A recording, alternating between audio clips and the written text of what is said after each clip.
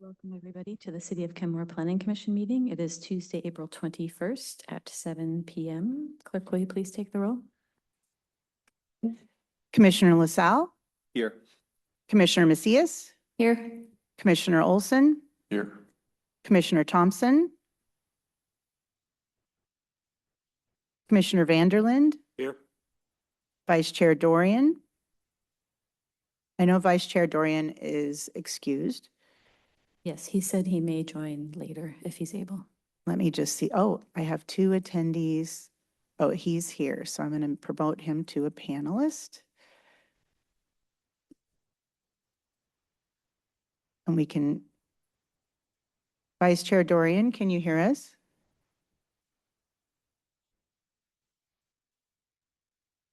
I'm here. And Chair Banashinsky. Here. The next item on our agenda is a land acknowledgement, which will be read by Commissioner LaSalle. We acknowledge that the city of Kenmore is situated upon the ancestral lands of the Snohomish, Snoqualmie, Selk'Swattle, Duwamish, Stillaguamish, Tulalip, Suquamish, Muckleshoot, and other tribes who are part of the Coast Salish peoples. We recognize and express our deepest respect for their enduring stewardship and profound relationship with this land, which they have cherished and protected since times immemorial. We honor the First Peoples, acknowledge their vibrant cultures, and commit ourselves to learning from their wisdom in our journey to promote justice, equity, and mutual understanding. We pledge to stand alongside these communities in acknowledging past injustices and working towards a future that respects and celebrates the diverse heritage of this land. Will you please join me in rising for the flag salute?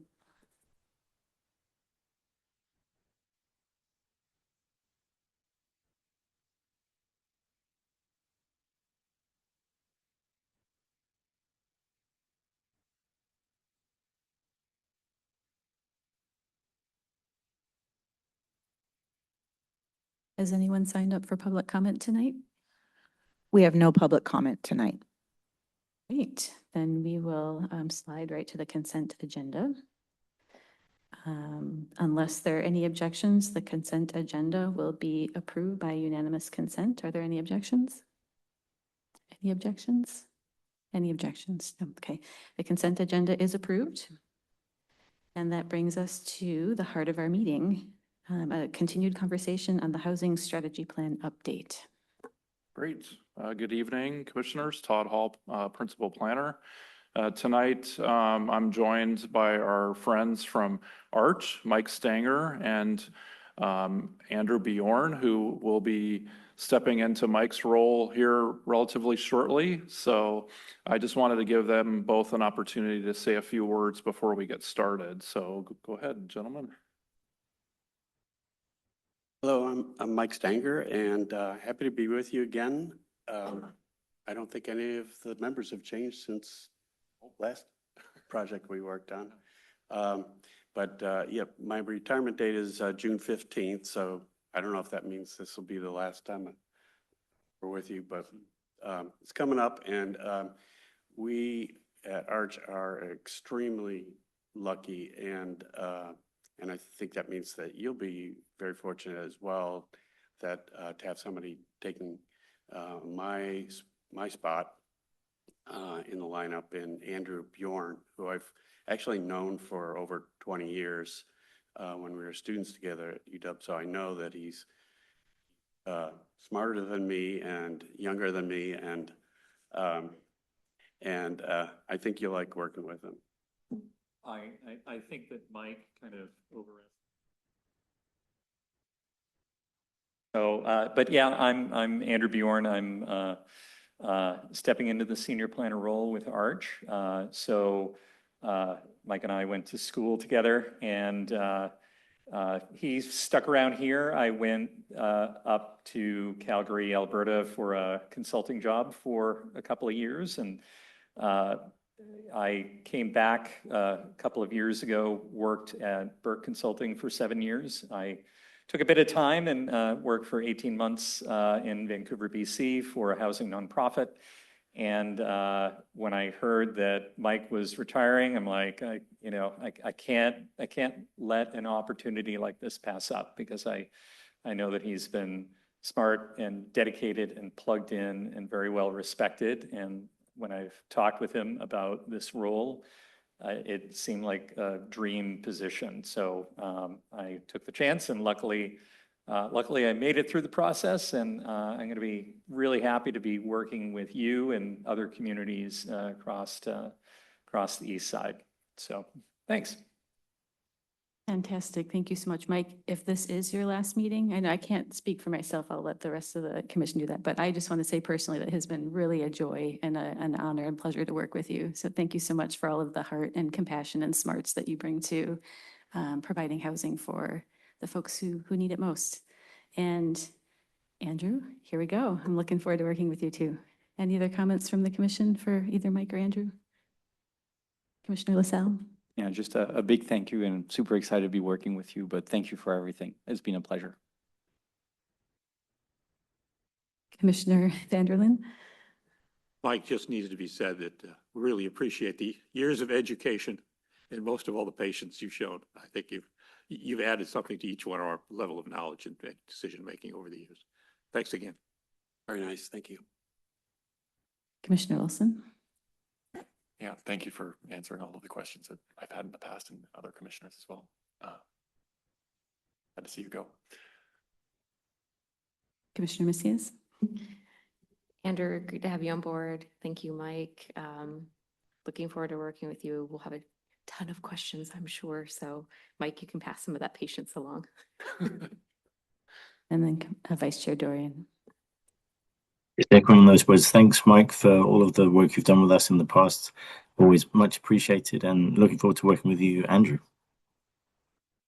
Thank you so much. As you can see, Mike, you're well loved by everyone on the commission, and Andrew, we welcome you warmly. Go ahead, Todd. Yeah, if I might just say one word too. I've known Mike for probably just as long as Andrew's known, yeah, about 20 plus years. We first met, I was telling Mike before Mike Vanderlyn before the meeting that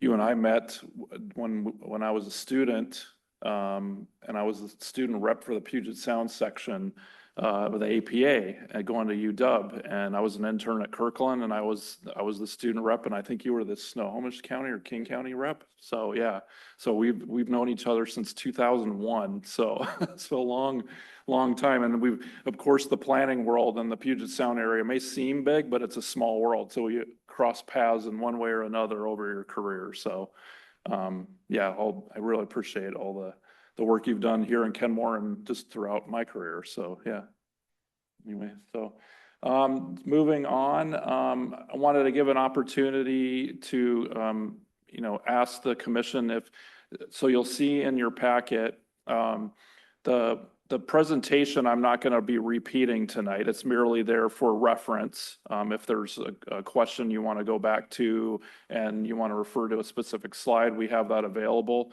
We're picking back up where we left off. But first, I wanted to ask if there's any follow-up questions you might have on the 3 or 4 questions that I responded to from your last meeting on April 7th. So those are on pages 2 through 5, I believe. So I'll just open it if there is any follow-up questions. If not, we can continue where we left off from our list of questions last meeting.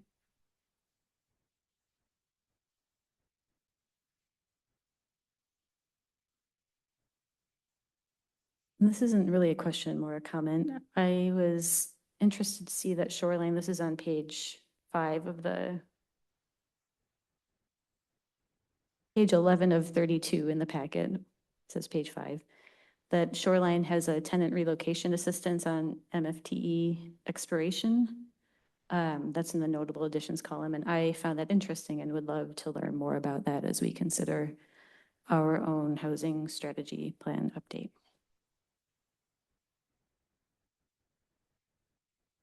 And other than that, I'm seeing no questions, so I think we can move forward. Okay, so if you recall, last meeting, we left off at the DEIA section. So I'll just scroll down here really quick. So this is under the key issues for discussion and beginning on equity, DEI, and anti-displacement, and those sets of questions and then beyond. So we'll continue there. Clerk, is the sharing function working okay? Yeah. No, that's okay. I'm just wondering for the listening public or people who might watch the recording, if we could put the questions that we're thinking about up on the screen. Let me know when you're ready, Todd. No, go ahead. Okay. Yep.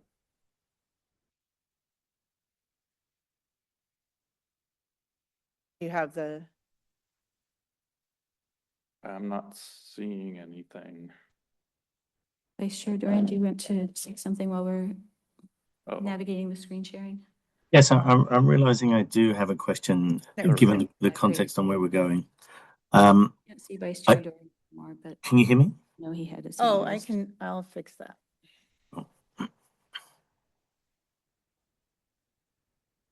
Hello?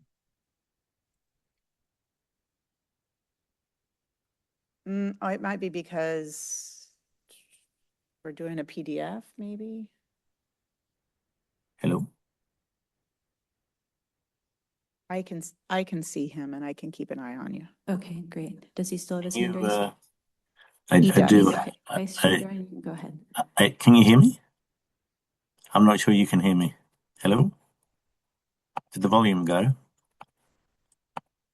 no. Yeah, I we think can't hear I you. think the volume went. You can hear me?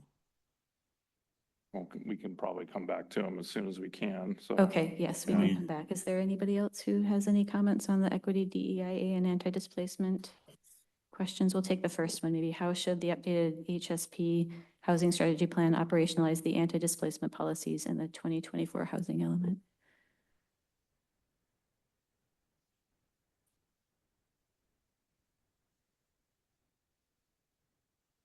Hello, hello, hello, hello, hello.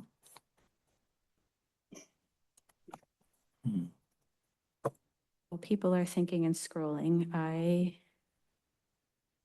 actually really liked this one.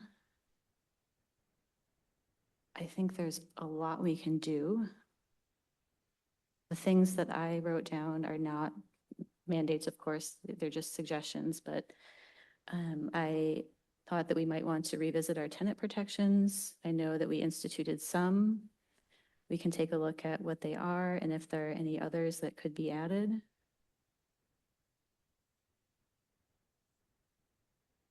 I think we already have an objective or an action to preserve existing affordable housing, and I think we should stay on that course.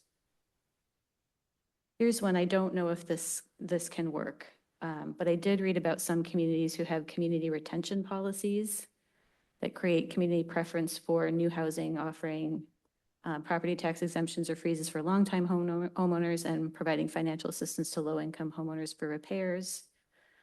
The targeted priority part I'm particularly interested in, if we can have developers set aside a percentage of new affordable units for individuals who live or work in a specific high-risk displacement area. You know, Seattle, New York, and San Francisco do this, but I don't know if that's like a big city thing to be able to do. And I also don't know like if that would run afoul of fair housing law. But if there are some ways, I think particularly about the mobile home communities and the risk of displacement there seems really high to me. And I would love for those folks to be able to stay housed and stay in our community if they want to.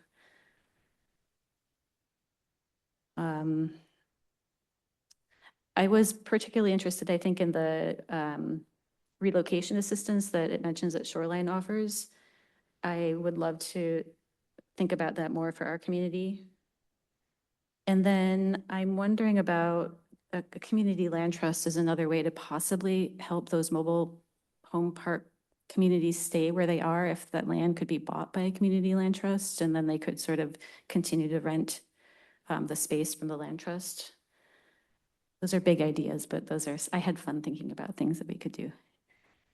Anyone, were you about to? Oh, Commissioner Vanderlyn and then Commissioner Macias? Okay, Commissioner Vanderlyn and then Commissioner Macias. As I thought about this, the more I keep going back to the idea that, or not the idea, but the reality that we are going to be forcefully and deliberately increasing density within the city. That's going to create displacement. That's an inevitable byproduct of our strategic planning.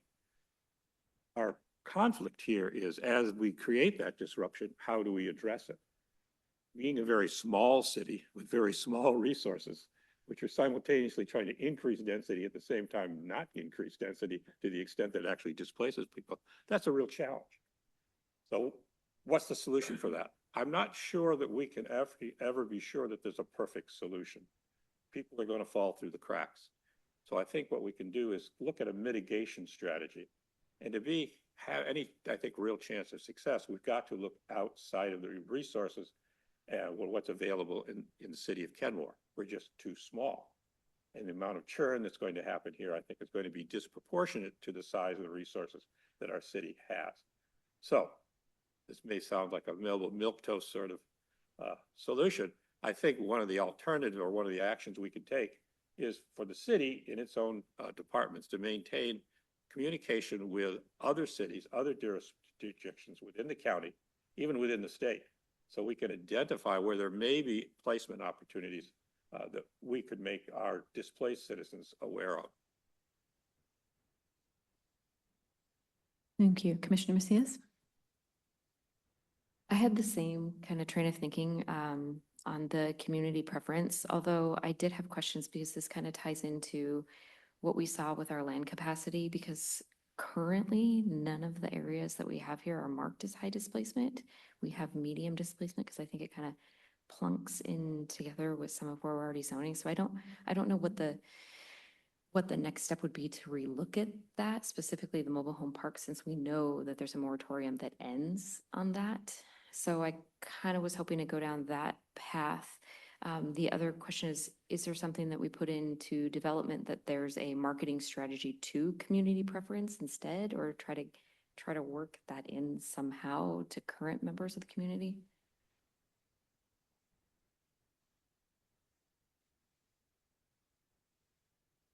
Commissioner LaSalle? Sorry, thank you. Based on the conversation we had last time, the conversation was how do we increase, to Commissioner Vandelen's comments, how do we increase density and how do we make Kenmore generally more affordable? And so for me, obviously, I want Kenmore to be supportive of equity against displacement, but I would like to see how we can see that not necessarily from a focus of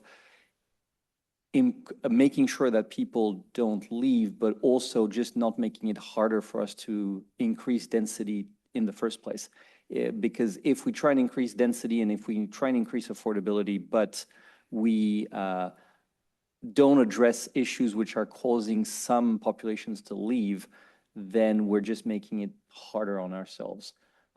So I think the take I have on this is, well, I don't necessarily know how to address this now. What I would want to make sure is less fixing it with the understanding that Kenmore is in a stable state, but rather how do we address this, making sure that we fix it in a way that it helps us not make our lives more difficult as we're increasing density and increasing affordability down the road.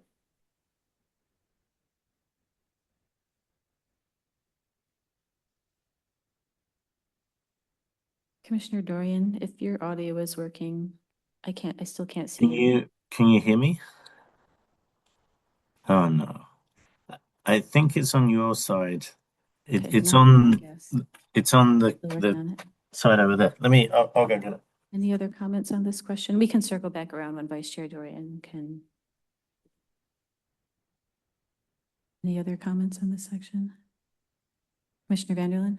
This is actually a repeat of earlier comments in our earlier sessions, but the more I think about it, the more I think you have to realize that the best response to displacement is more homes, more housing.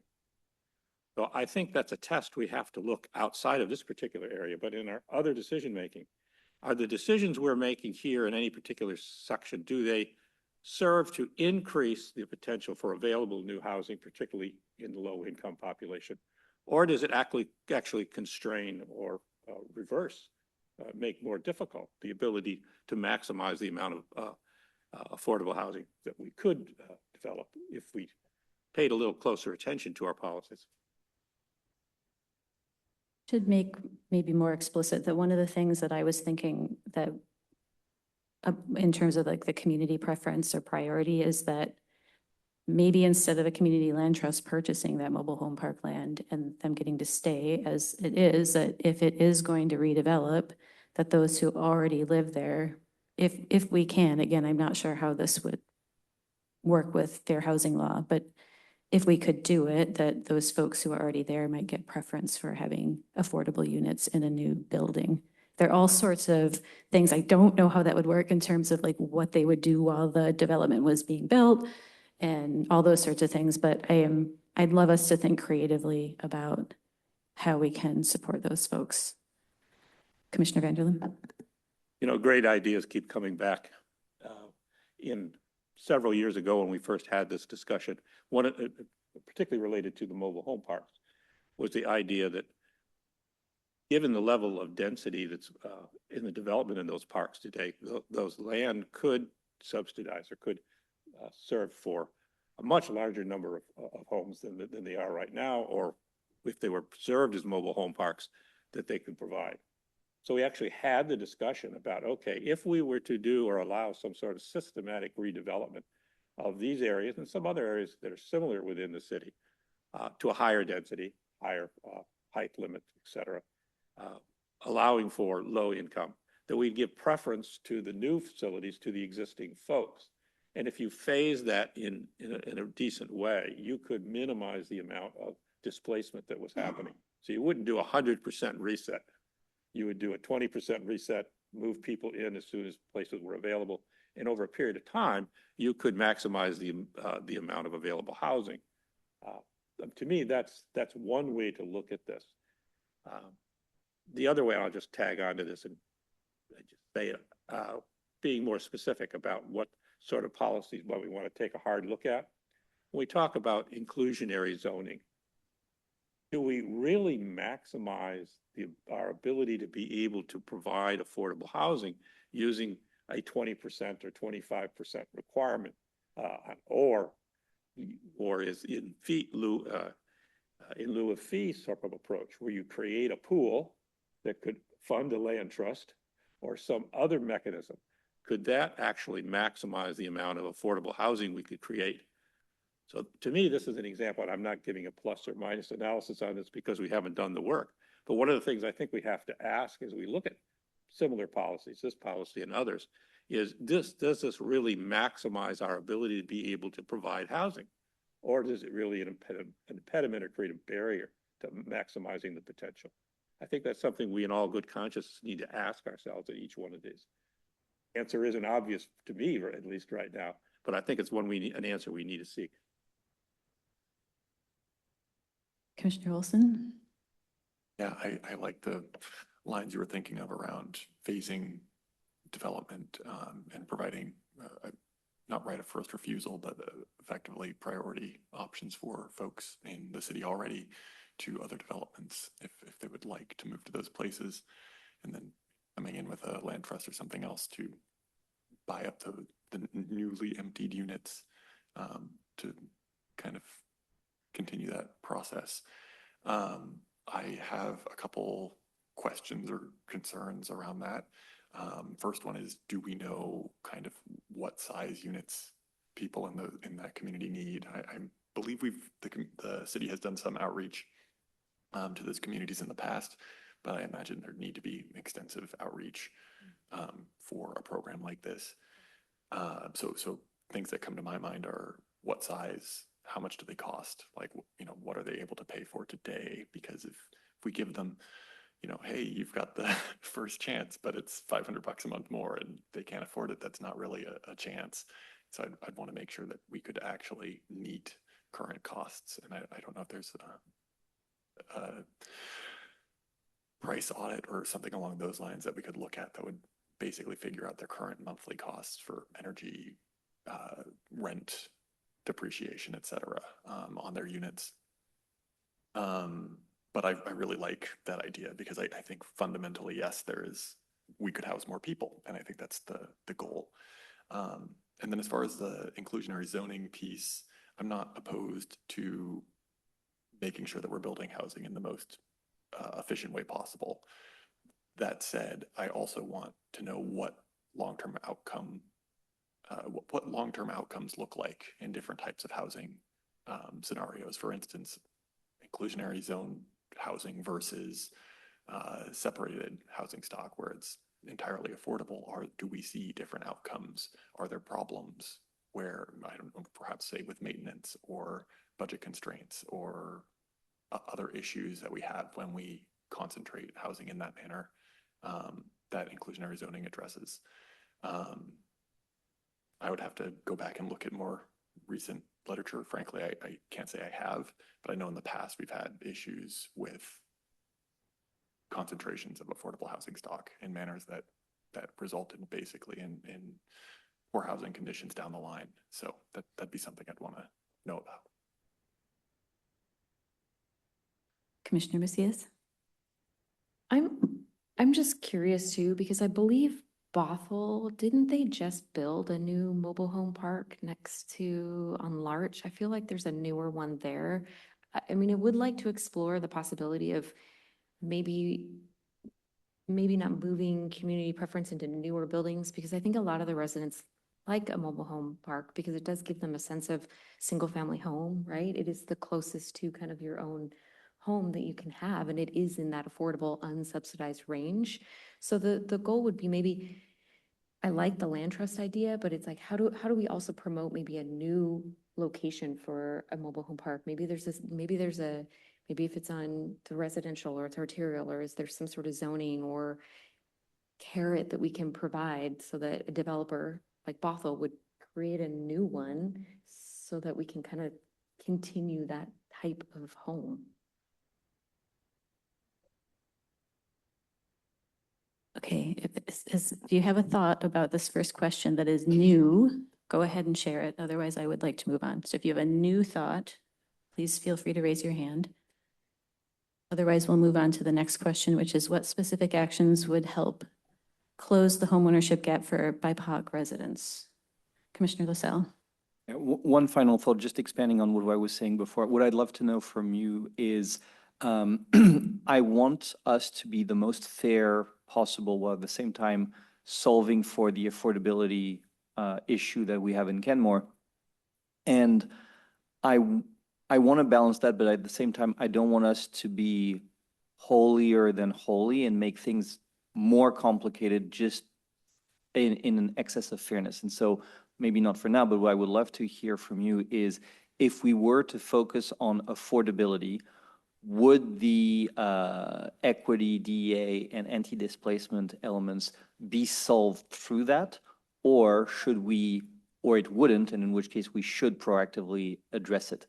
If ever we can address the equity aspects while just focusing on the affordability by, of course, making sure that there's no bias in the future projects and in the future suggestions, then maybe that takes care of itself.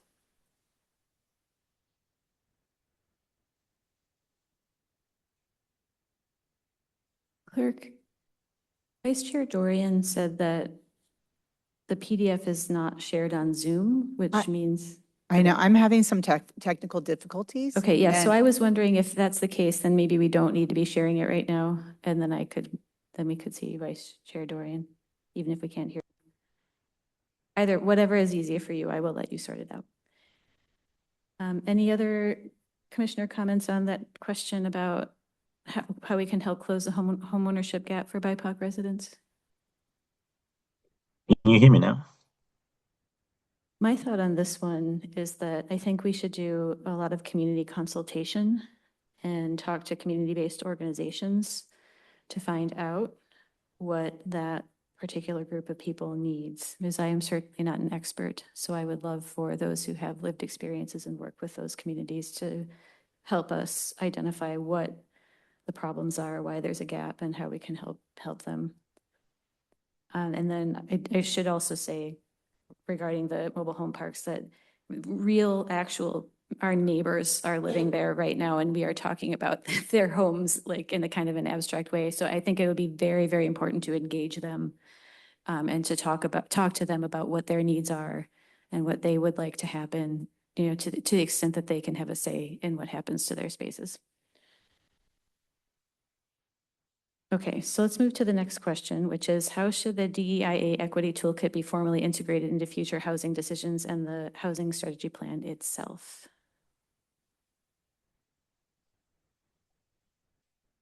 Hello?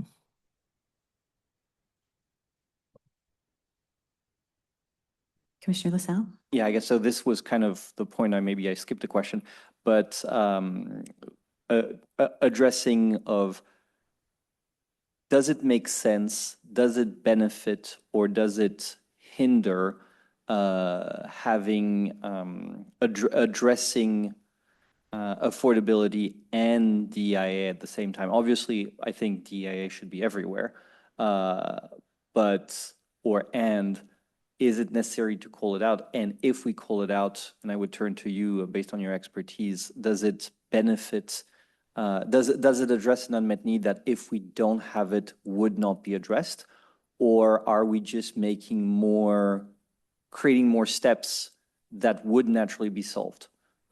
Which obviously would drive my perspective on how do we include the DA toolkit. It should be everywhere, but there's a difference between it being everywhere and it being called out and being kind of a gatekeeper of future steps, which would be two different approaches and would potentially serve two different needs.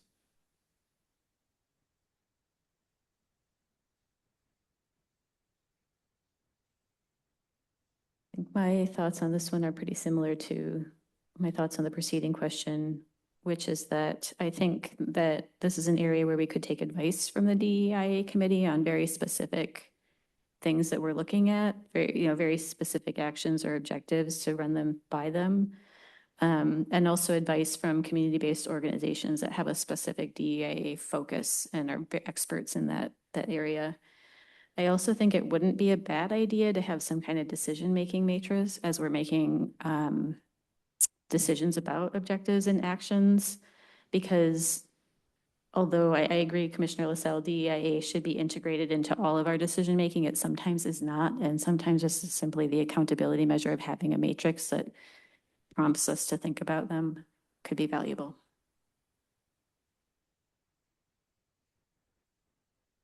Commissioner Vandelin? Yeah, just to add to this, when I read this question, what stuck out to me most here was we're looking at how do we integrate it into decision-making. Well, decision-making depends upon who's doing the deciding. So I think we need to have probably two different approaches here. One, in some cases, it's the city through its regulatory endeavors that is making the decisions or driving decisions. So those need to be reflected in our code and in our zoning. In other cases, it's an investor or a developer, probably more often an investor. So we need to look at any incentives that we create or any other regulations that bear upon investors. And how do we integrate those DEI requirements into how we dole out incentives or create incentives that involve public money and public awareness. So we need to look at this from two different aspects, and maybe there's a third and a fourth, but those two struck me as most obvious.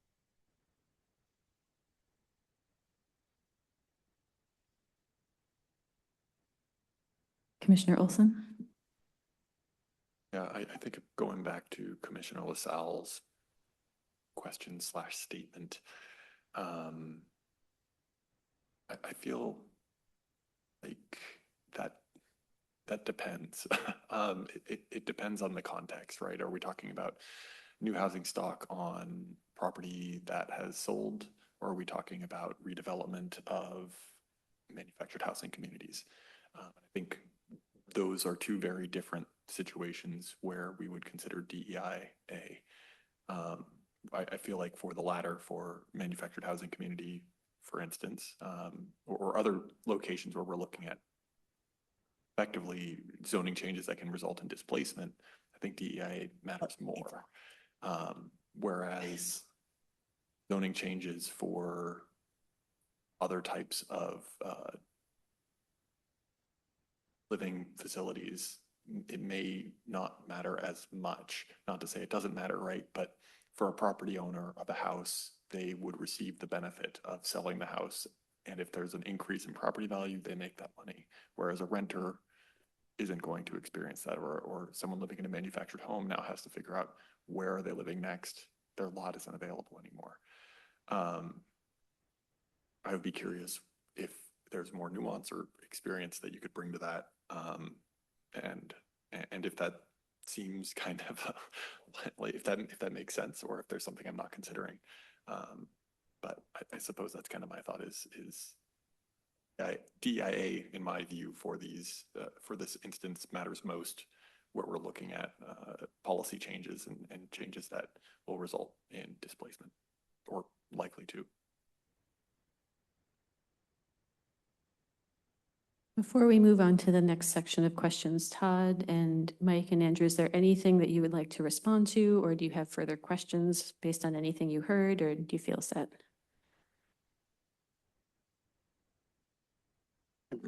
I feel like I'm really just in listening mode. Like, Okay. if you really want us to answer something like a factual question or something, make sure that I know you're expecting an answer. Okay, sounds good. All right, so the next section of questions is on manufactured housing communities, which we've spent some time talking about already. The first question here is, how should the updated housing strategy plan address the long-term preservation of manufactured housing communities?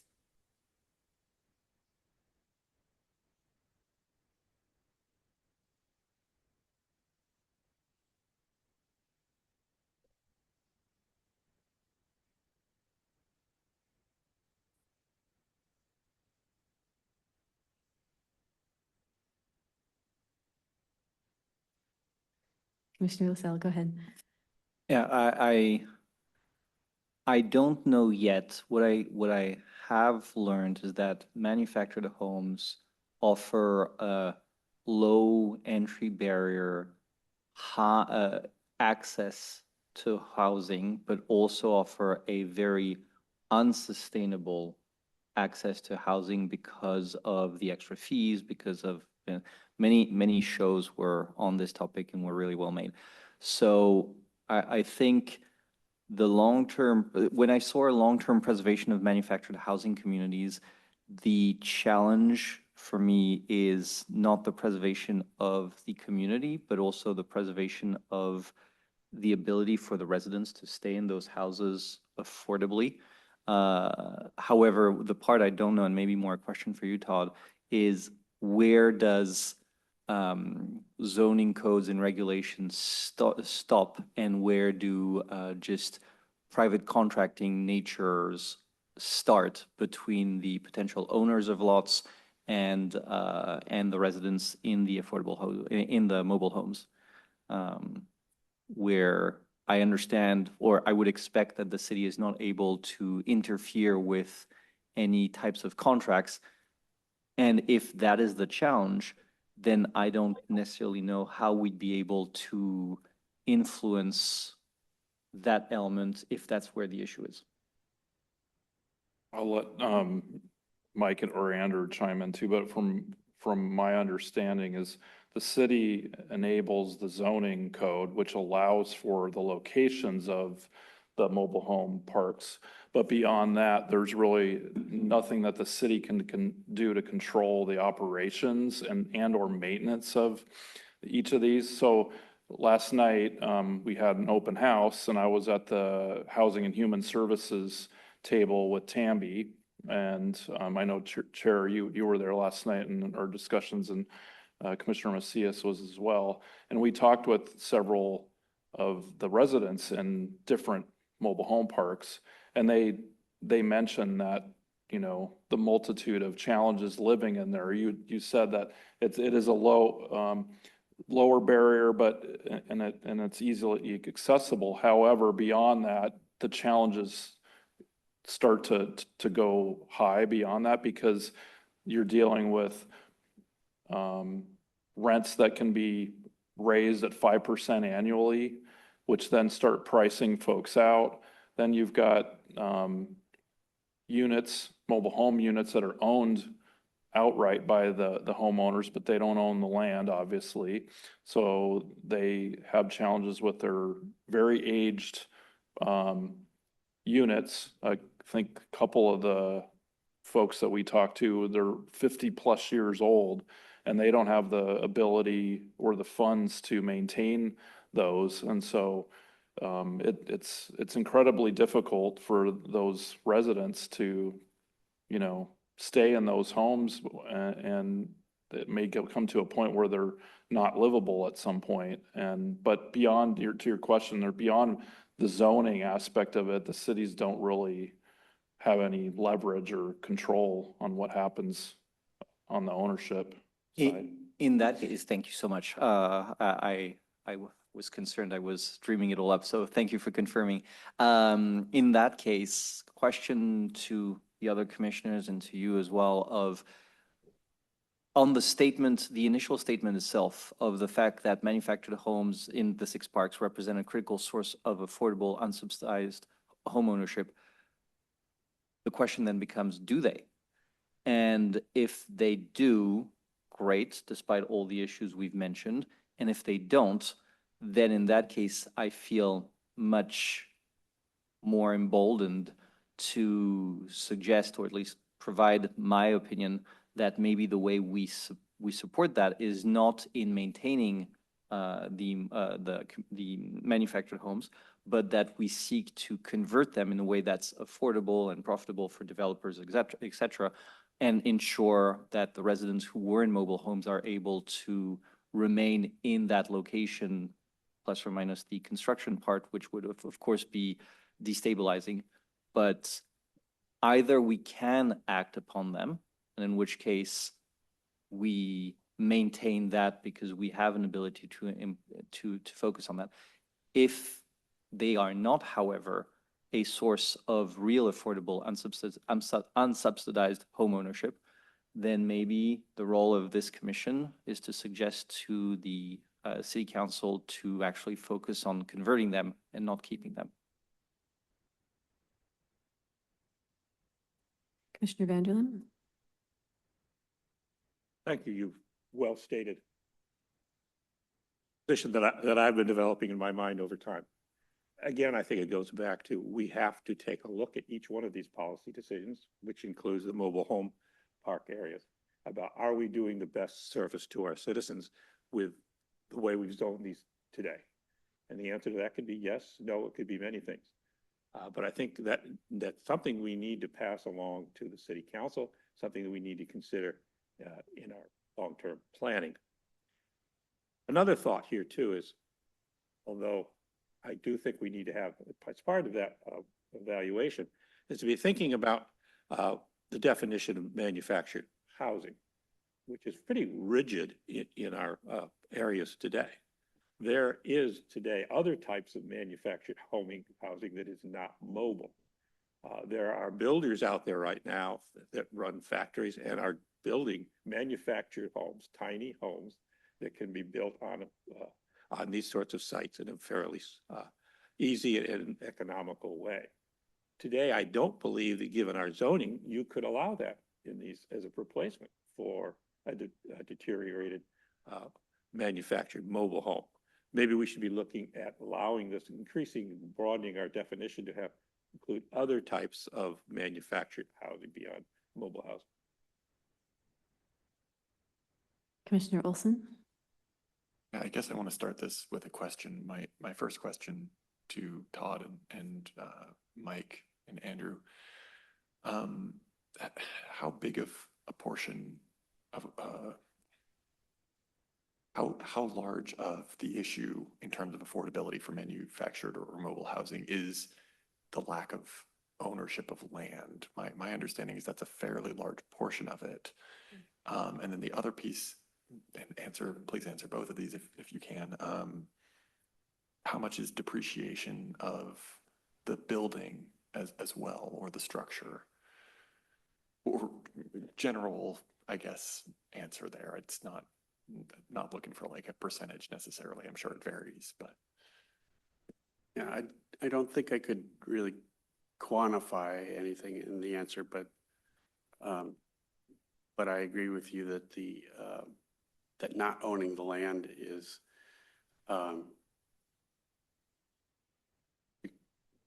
it saves them a lot of money, but it also leaves them very vulnerable, as others have already said. And another thought that out of my head. Oh, no, go ahead. Into that. What was can you remind me what the second part of your question? Yes, second part, same thing, but depreciation of the Oh. asset. My understanding is maintenance can be an issue, and also because there isn't ownership of the land, what do you do if you have to remove a unit and replace it? You Yeah. have a huge upfront cost, and then it depreciates over time. Yeah. This is my understanding, and so I'd love to be corrected. Well, on I think, this. yeah, no, I think you all know this already, but mobile homes depreciate like cars do. They don't appreciate like homes do. And so that's another huge disadvantage. And they're not typically the kinds of things that you can repair the same way that you can repair a home, for example. Yeah. When we're talking about mobile homes, I mean, I'll just add this, and it might be repeating a bit of it, but you're right in honing in on the land ownership as being the main issue. There are cases where single-family homes are built on leased land, and it's a 99-year lease. It operates in a way that's almost the same as a fee simple kind of ownership model.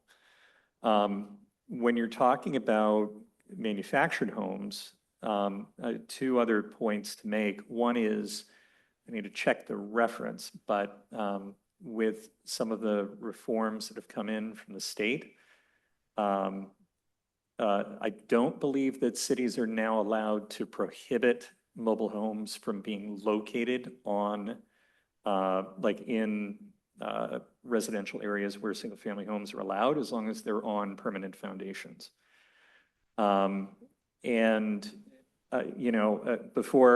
I came on board here, I was actually doing a project related to manufactured homes being used for ADUs and being used for and kind of broader types of offsite manufacturing for housing. And they're completely different kind of situations. And in many cases, there could be some legal differences, but yeah, it's really that ownership element that's the important thing to focus on out of all of this. So. Gotcha. That was kind of my understanding, and I'm a bit hesitant here because frankly, the last time I brushed up on this information it's been a minute. And one thing I recall is an inability. What do you leverage against if you have to fix your house and you need to spend $20,000 and your house is worth $5,000 and you have nothing in savings? If you have property, you can leverage against the property. If you don't have property, you're stuck. And so if you don't have money saved up because you're already in a low income living situation and you kind of hit a wall that you wouldn't necessarily hit otherwise, that doesn't guarantee that people who own property are safe either if you don't own enough of the property. But there's more buffer there. So the question I have here, or the thoughts I have here is there a way where we could look at kind of a phased development approach? And I believe several of us have mentioned that, where we aren't necessarily, we're looking at a range of housing types. I believe that's in our housing plan, is that we want a diversity of housing stock, not necessarily just homes. And along with the diversity of housing stock, we want a diversity of prices with that housing stock. And this goes back to what I was asking earlier, with outreach and coordination. How much do people there currently pay? What are the size of their homes, et cetera? But also, what do residents want to live in? What is the distribution of that? Is it something where we could feasibly I mean, I don't expect this to be answered tonight. This is a long-term challenge, but I would think there's a chance that we could maybe address most folks' ideal housing circumstances and build small homes on small lots where they could own the lot going forwards with some sort of subsidized approach and help remove some of the risk while transferring the low barrier to entry, at least to start with, and then have that kind of continue on in perpetuity for those units if they ever wanted to sell or whatever else. Or am I dreaming and pie in the sky? Yeah. Well, the only thing I could say is that it all depends on making the current property owner happy. Current property owner happy, then the sky's the limit. Yeah, I mean, there are certain models that nonprofits have had to come in and convert mobile homes from a kind of a landlord-tenant relationship to something that's more of a co-op. It takes work. It's something that is hard to do because you're essentially transitioning the residents over to potentially being owners or part owners of the property. It's a difficult issue, and it's an issue because the discussion has come up in the discussion. This is essentially like a stopgap solution for lower income housing, and to try to kind of change the situation involves some kind of investment from somewhere. So.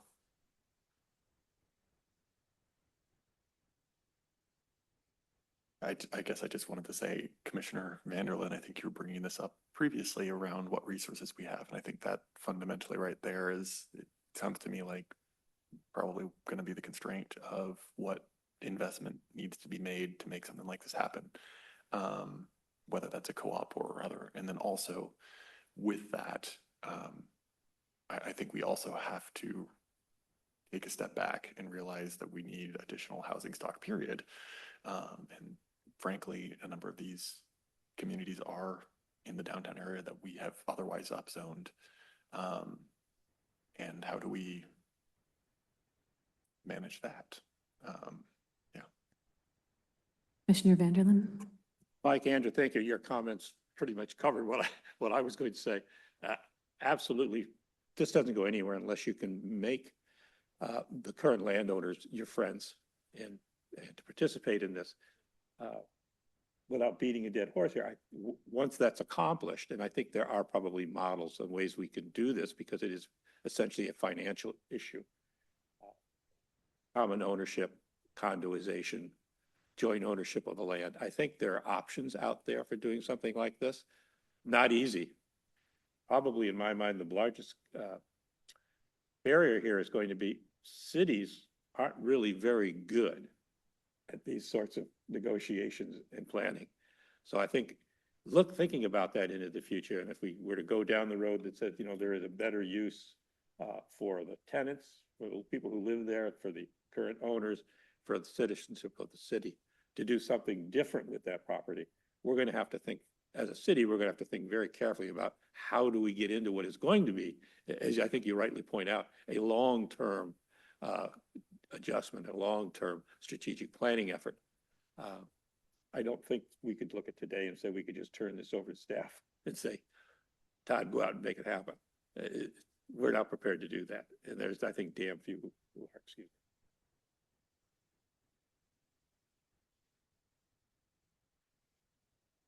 I have really appreciated all of your comments on this, commissioners, because it has helped crystallize in my mind that I'm more concerned about the people who are there than I am about it being a certain type of housing. I'm just concerned about those people not being displaced and having housing. And I think that there are a lot of fundamental things that are broken about that model. I know that sometimes those landlords can be predatory. They sometimes don't fix things as they should, the common spaces and so on. And so there are lots of problematic aspects about it that if we can't fix, we might want to think about maybe not preserving them, maybe turning them into something better for people. I don't know what that is. Maybe maybe it would be helpful to like kind of take what you've heard, like the values are of this community and look for examples of like, solutions that would meet these problems and with our values. And it might have to be like looking to other countries to see how, if there are examples of kind of new or different ways to support people in that position. I did want to say for myself, something that I don't know that we've talked about yet here in Kenmore. I don't know if I brought it up, but I think that it is, when you look at where a lot of manufactured housing communities are located throughout King County, I think it was sort of maybe a historical failure in planning that most of them actually are in floodplains. And it has resulted in a lot of economic hardship in addition to all those that come with having a landlord that owns your land. I know on the Cedar River, some of those communities have been like, they've done managed retreat where the county has come in and has helped relocate those people. Like they have spent a lot of time and effort working with those communities to place them in other living situations and then acquired the land so that nobody has to live in a floodplain where you're prone to flooding. And so I think like the wisest thing, I think, in terms of a long-term plan would be for a managed equitable retreat and relocation for our mobile home parks that are in floodplains here. We have a few of them. And I think then the other land, I would think about it differently. But I guess at base, what I'm concerned mostly about is the people who are living there, not so much the fact that it's a manufactured home park. Any other comments on this question? Commissioner Wilson? I think the retreat and recontextualizing that several of these are in floodplains is a really good point. Those might not be places that we want to build new high-density housing. Maybe not a great plan. Yeah, just to emphasize that point. And building higher density housing and other types of housing stock elsewhere that aren't in those locations, I think is a part of that. Okay, the next question in this section is, what conditions should govern any future rezoning of manufactured housing community sites with increased density and affordability requirements? I feel like the conversation we've been had is maybe taking us in a different direction than these questions are suggesting. But if there's anything anyone would like to say on this one, please feel free to raise your hand. Okay, I think I'm going to pass to on this one. How about the last one? How can the city help residents of mobile home communities plan for aging in place and infrastructure replacement? Commissioner Vanderlyn. We have to take away the insecurity. We have to take away the doubt. We need to have, as a city, we need to have a coherent, long-term plan that be easily communicated to the residents there so they can plan and they can have some level of assurance. Without that, you're just putting everybody into chaos. So I think that's an important thing that needs to be resolved up front as we begin these discussions.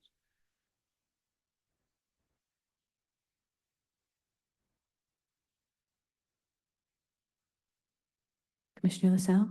I think we've covered a bit about that previously, is the struggle of, if we don't have control over manufactured homes contracts, for lack of a better term, or leases or whatever, then our ability to support the aging in place is very limited, except if, again, we decide to move away from mobile homes. But in that case, while there might be a target of aging in place down the road, when converting those into more sustainable units, during the demolition and reconstruction, there's no in place aging or otherwise. And so I think it would be either we can do anything because it is private law, and that's one thing, or we decide to do something. But if we decide to do something, even in the best of circumstances, it is going to be disruptive at one point, which is not necessarily a bad thing. It just is a thing, but it would go against the aging in place, at least in the short term.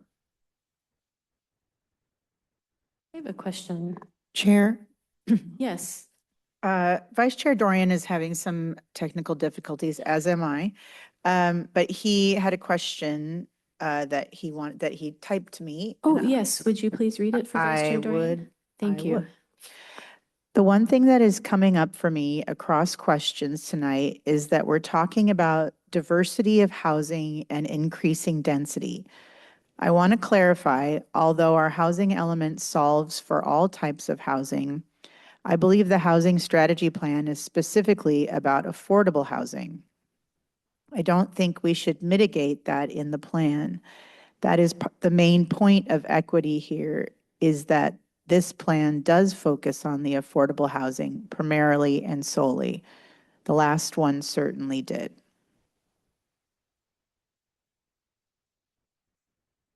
Thank you, Vice Chair Dorian. Thank you for reminding us about that.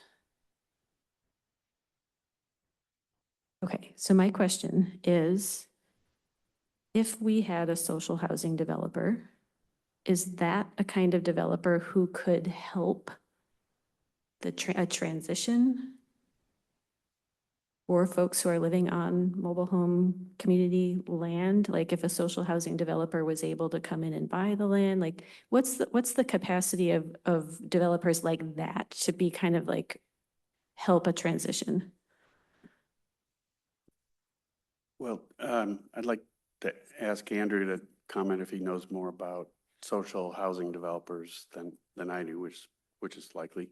But if my understanding is that they are basically just a different means of financing or funding. Already belong to Arch, which has those kinds of resources and makes that Arch can help you come up with various options for that could include redevelopment and. We already have a helper, and it's So- you. Is that what you're saying? Yeah. Yeah, I mean, I'll back up everything that Mike said. I think the only, like the reason why social housing developers are coming into the forefront is that the model in a number of different places has been to focus exclusively on 100% affordable housing. And one of the challenges with that is that you need more equity to be invested in housing if you just have, 50, 60% AMI households paying rent. So it's essentially a means by which you can cover more of the expenses, both in terms of the financing of construction and the, expenses over time, which can include a mortgage, through kind of allowing people at higher price points to be included in projects. But that's like, I'm excited about that with the Seattle social housing developer. It'll be interesting to see how that comes out. I don't think that it's necessarily a silver bullet in this case. I think that there are a lot of different options that you have to take a look at, so. Super, thank you. All right, any other questions or comments on this section before we move to the next one? Okay, our next section is emergency and supportive housing, otherwise known as STEP. The first question in this section is, what site selection criteria, community engagement strategies, and design standards should guide STEP housing development?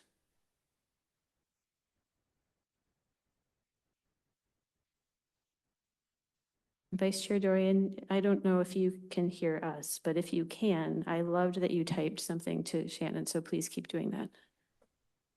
Will do. If you can't hear me. Can you hear me? No. Okay.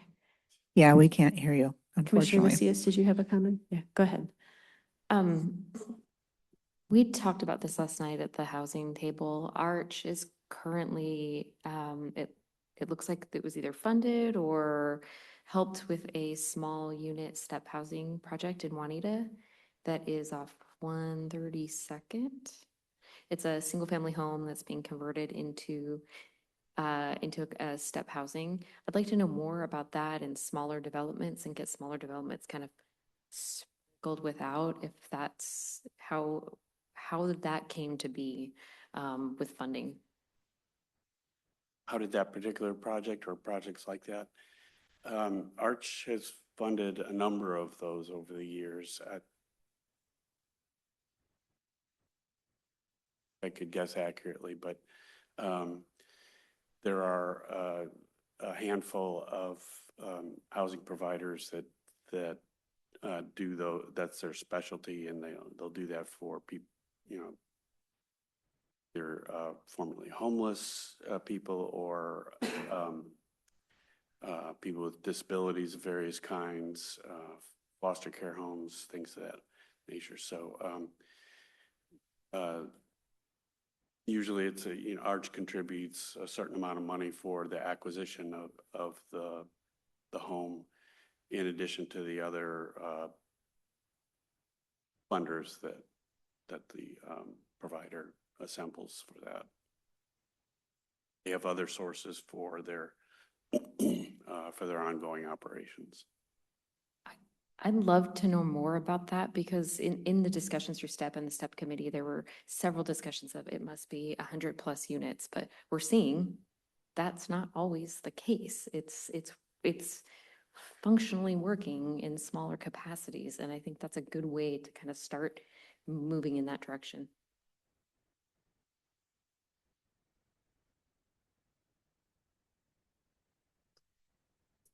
Mr. LaSalle? Thank you. I would really like to know more about that, because I was unaware of that project and I would love to know more. I think for me, the part I'd really like to know more as well about is the supportive services, because any housing, any deeply affordable housing beats no housing every time, all the time. With that said, I would imagine, and this is where my lack of expertise shows, I would imagine that there are economies of scale that exist with supportive services, which are easier to fit, or which could be easier to fit in bigger developments than in converted single-family homes, which seems to be the principle, the approach here. And so, since in the last conversation there was a clear unmet need for deeply affordable housing and 0-30 AMI and permanent supportive housing, et cetera, are those types of options manageable in a more clustered approach, or do they only work in bigger projects because of that economy of scale for the services? Projects that I was referring to earlier are, I think, exclusively, I can't think of any that are, and there might be some that are clustered, but typically they're just single-family homes in neighborhoods that wouldn't recognize as being anything but a single-family home.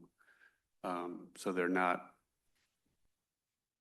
their model is not to scale up in the same way that like a Plymouth Housing does with their multi-unit buildings. Yeah, no, so this is, my wording was a poor choice of words, I apologize. It wasn't necessarily the ability for them to scale, but more the economic sustainability of having supportive services. If they are, you mentioned Plymouth, in a central location, then you can imagine that one medical service could provide service to multiple people in the same location. I don't know if that makes it affordable, at least it makes it logistically simpler. And I would imagine that those kind of services don't necessarily work well in a clustered sector, because you don't have an anchor. But if they do work, and if it is a solution where we can have kind of those supportive housing options, supporting services, while at the same time having it a more diffuse imprint within the community, that could be super interesting. There is the Friends of Youth campus that is over in Kingsgate area, Kirkland, 132nd Street and 132nd Avenue. And that operates as a campus. So it's more transitional housing, not permanent housing. And of course, it's geared more towards youth. But that sounds similar, maybe kind of like the model that you're envisioning. Well, so But we when would- I'm hearing campus, I don't know the location, but when I'm hearing campus, I'm thinking kind of, yeah, it might not be one just big building, but there's a concentration of the affordability to allow for the services to be logistically close, right? Right. And so my question, and doesn't have to be answered now, though if you can, that's awesome, is to understand if there would be a model where we could have kind of that more spread out clustered approach while at the same time having a viable approach to provide these services. And if there isn't, I mean, I would imagine that'd be challenging. Doesn't mean it's not doable, but I would imagine it's challenging just because you have to cater to a bigger geo area. But I would love to learn more is what I'm saying. Yeah, that would be great. And we'd be happy to see what we could do to arrange somebody who knows more about this end of it, things. Commissioner Olson? Yeah, I suppose kind of follow-up question on that. This is where, once again, as Commissioner LaSalle said, my inexperience is going to show here, or lack of expertise. I would guess that there's maybe not if you guess, I'm almost certain there's a variety of emergency housing and permanent supportive housing options and types. And I guess I'd be curious to know what type works and what are the economies of scale on it for these different situations, whether that's single family home conversions or higher densities. I could see single family homes actually working better for some types of permanent supportive housing, particularly if noise or space constraints might be an issue for some populations. I can also see the opposite, particularly when it comes to people with medical needs that are more acute and intense. So yeah, I guess I would like more information on that as well, and kind of what the distribution is. But I guess my stance here is I'm not opposed to any type of emergency or permanent supportive housing. I think we need more of it, frankly. Vice Chair Dorian via our clerk. Vice Chair Dorian said, in the existing housing strategy plan, a tier 1 priority was support development of emergency and permanent housing with services for homeless individuals and households. Unfortunately, that didn't result in a positive outcome for a project I know of that was meant to do exactly that in Kenmore. On smaller housing, we need to contact and talk with Porchlight about whether they could or would want to bring their model to Kenmore. Otherwise, it's just magical step housing. Thank you for that, Vice Chair Dorian. Any other questions or comments from commissioners on this first question? I'm going to answer the question very literally, which is about what site selection criteria, community engagement strategies, and design standards should guide step housing development. I do not believe there should be any additional requirements for site selection, community engagement, or design standards above what is required for any other housing type in the same zone. And I feel like that would put us actually in alignment with the House bill that passed during this last session. We are not legally allowed to do those things, and I do not believe that we should inhibit the development of these housing types by making those developers do things that we wouldn't require any other housing types do, including multifamily homes and single-family homes. Commissioner Olson? Yeah, I guess I have a question around reuse of existing structures. I'm sure there are existing structures that don't meet current codes. How does that affect conversions to permanent supportive housing? Say a building, I don't know, it's got windows that are too high above the ground, and so it's doesn't meet emergency fire code.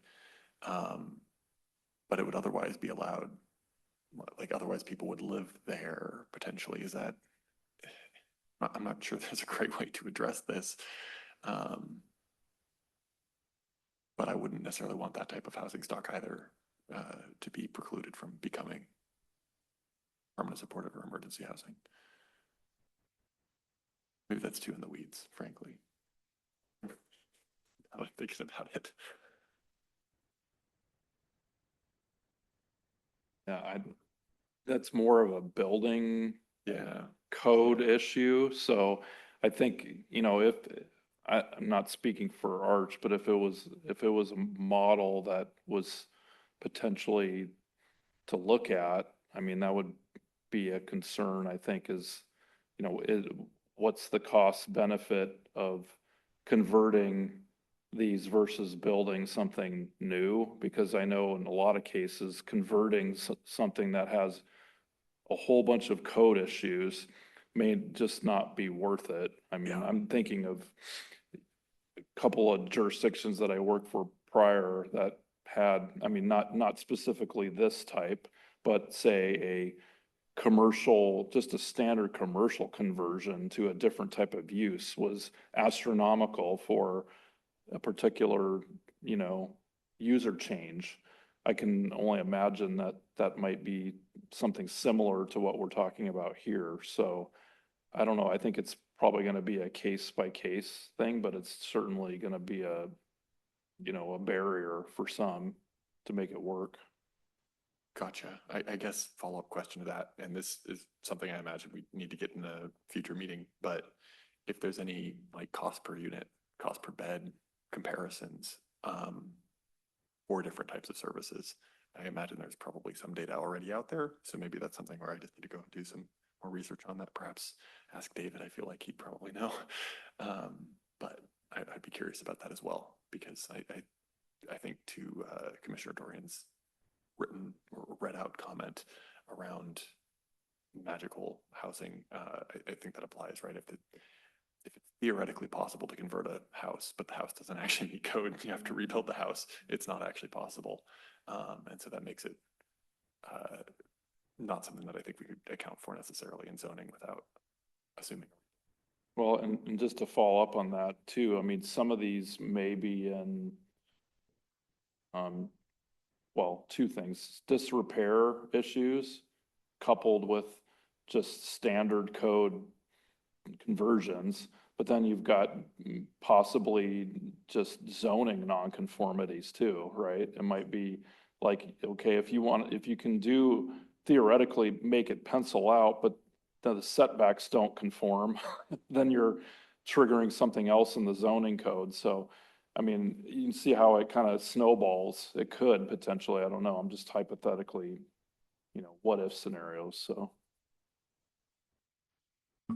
I plan on being done talking, but I think that fundamentally that last point is really what I'm wondering if we could address. If there's an existing zoning nonconformity that is not a safety issue, I would not want that to preclude conversion of housing stock. I guess that would be my point, right? Like if there's a building that it's only 5 feet from a property line, it should be 10, but it otherwise is safe. I'd want to make sure that our code doesn't preclude that type of housing in those instances, and it doesn't require, like we're not re-triggering an application process during the conversion that would cause a problem in that event. Anyways, that's it. Commissioner LaSalle has a question, and I think Commissioner Macias. Okay, so those two, but I need to wrap my head around this before we move on. So a conversion, say of a single family home to a group living facility would be a conversion of use.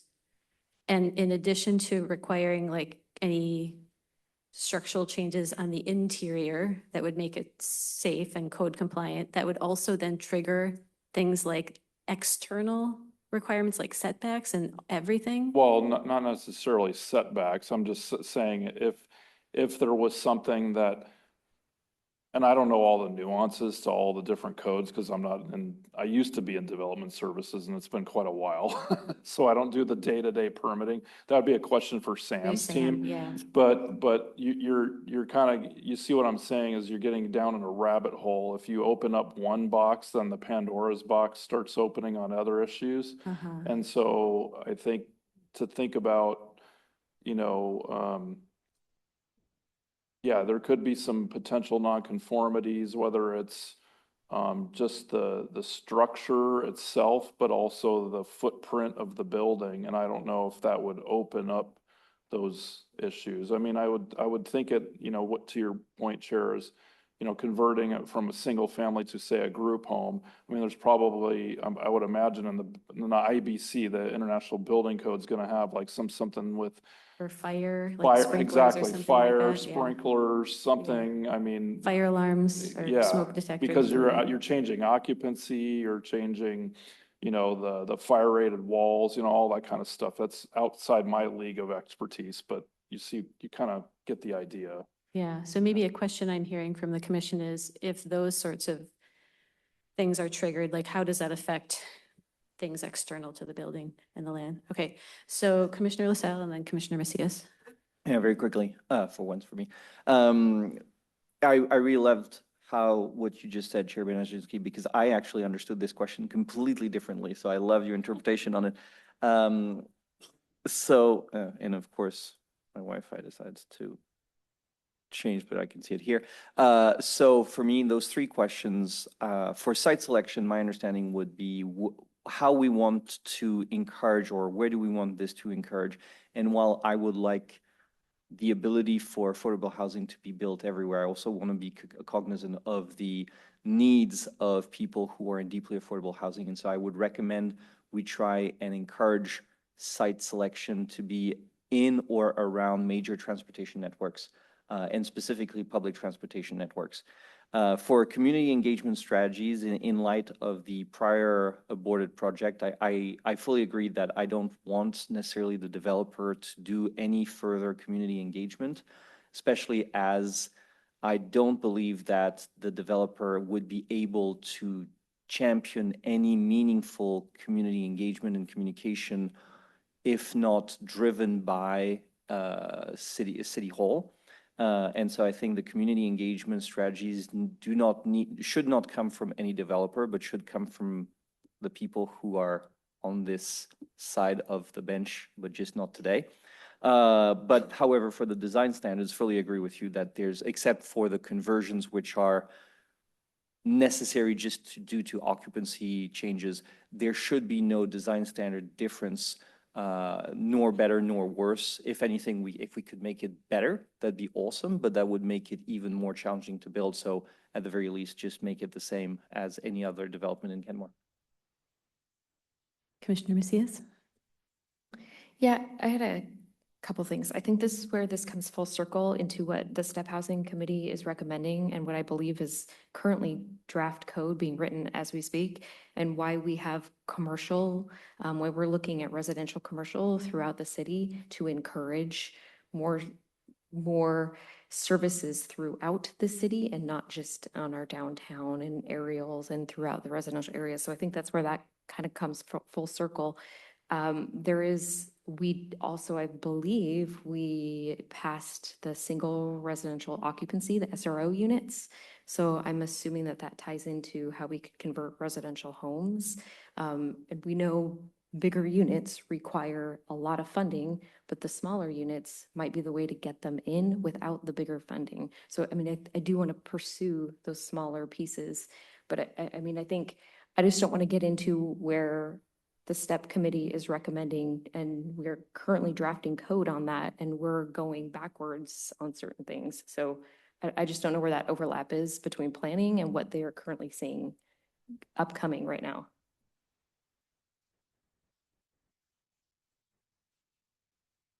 I think anything that the STEP committee recommended needs to be run through the compliance with the House bill that just passed, because my understanding is a lot of the things that were required are not possible now under the state law. And I'm sure that council and Dawn will do due diligence on that.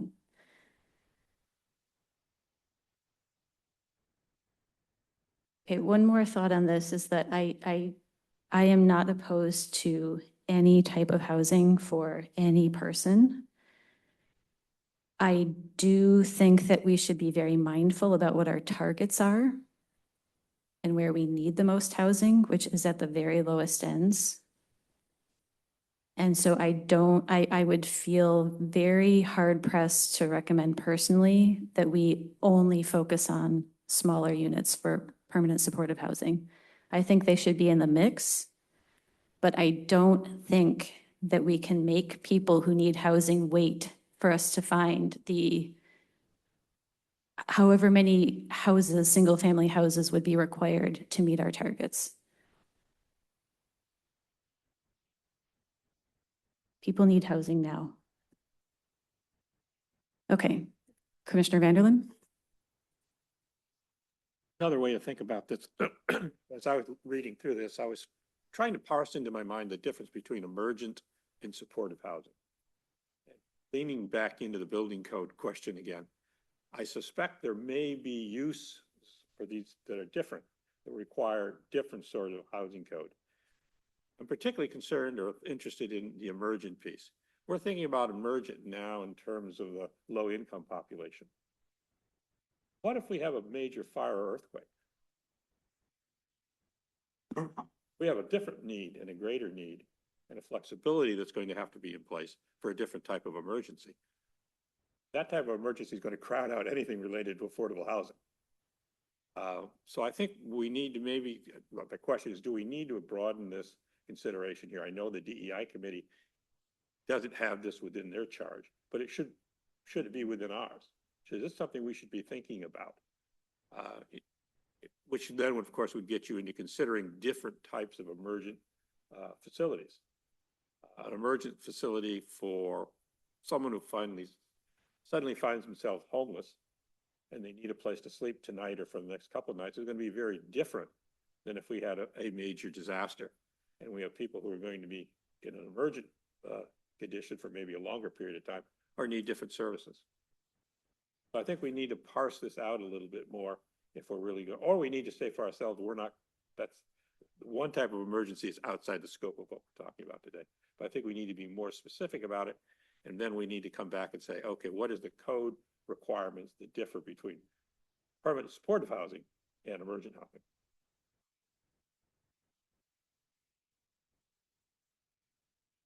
All right, the next question in this section is, how can the city develop effective partnerships with HopeLink, King County, and other service providers? Commissioner Olson? Something I kind of wish I'd mentioned on the previous question, but I think it applies here in terms of site selection and what is allowed. I would like to see more clear-cut code, and if there is an exemption that goes above and beyond what, and by goes above and beyond, I don't mean it's more restrictive, but I mean, say, reduced setbacks or reduced parking requirements or whatever it may be, for example.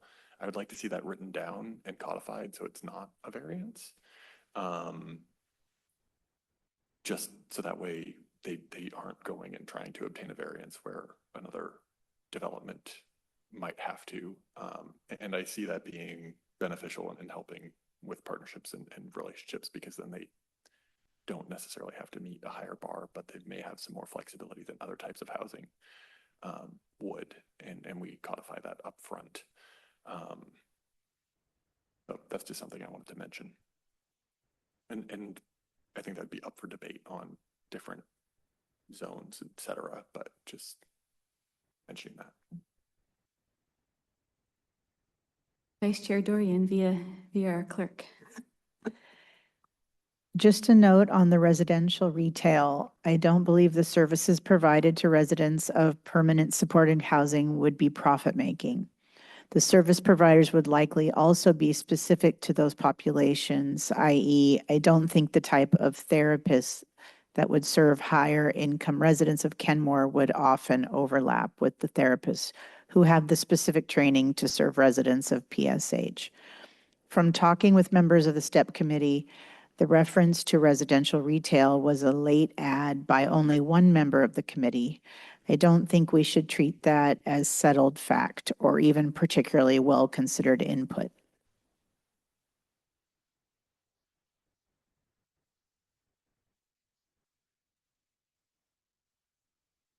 Commissioner LaSalle? I pondered how can the city develop effective partnerships for a while, because the city already has partnerships. The city already works with King County, works real well with Arch.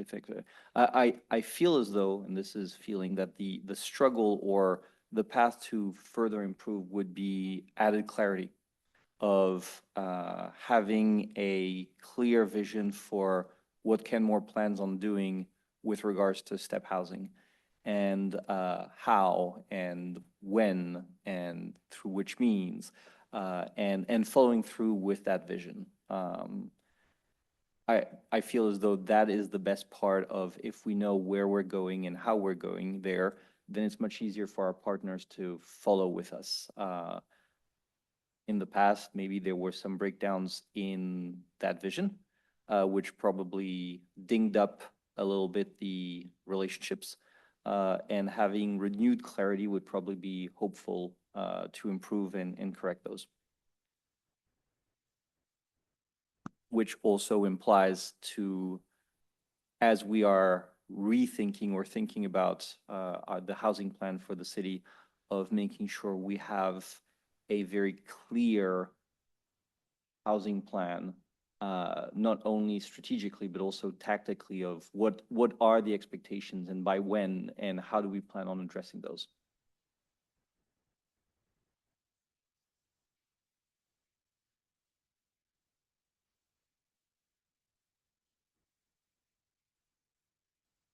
I agree with Commissioner LaSalle. I think that this, for me, is largely a relational question about relationships. And I think that as a community, as a city, we need to show up in good faith. I think things do need to be clear in our code and our zoning, so that there is, every developer I have ever gotten messaging from says, we want clarity in the code. And that's no different for our developers who provide lower income housing or permanent supportive housing or step housing. So I think we've got to be real clear in the code and the zoning. I think it's going to take some time. I think that maybe some relationships with partners did get real scuffed up, and it's going to take some time for us to show up and show that we're not going to do that again. We're going to follow through on our promises. And then the part that I think is not strictly relational, that I think we need to do and could do, is provide resources to engage over the long term with these agencies. These agencies need money. They need money to provide services to folks who need them. They need money to, keep their shelters open. They need money to provide food for the food banks. So if we have any amount of money that we can direct toward those agencies that will come back to our community in terms of supporting people in our community, I think that's something that we should consider. And then it might also be great if we could, I know we have a human services position in the city. I think it would be wonderful if we could continue to support that position, and if we could finish the human services strategic plan that I know that at one point they were set on doing. I don't think it got finished. But if there could be resources for that, I think that would be good as well, so that we have, again, a vision and a direction.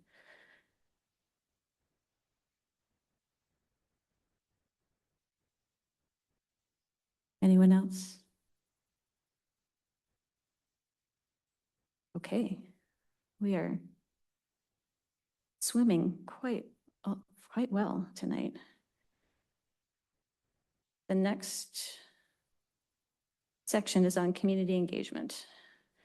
What community engagement process should accompany the development of the updated housing strategy plan?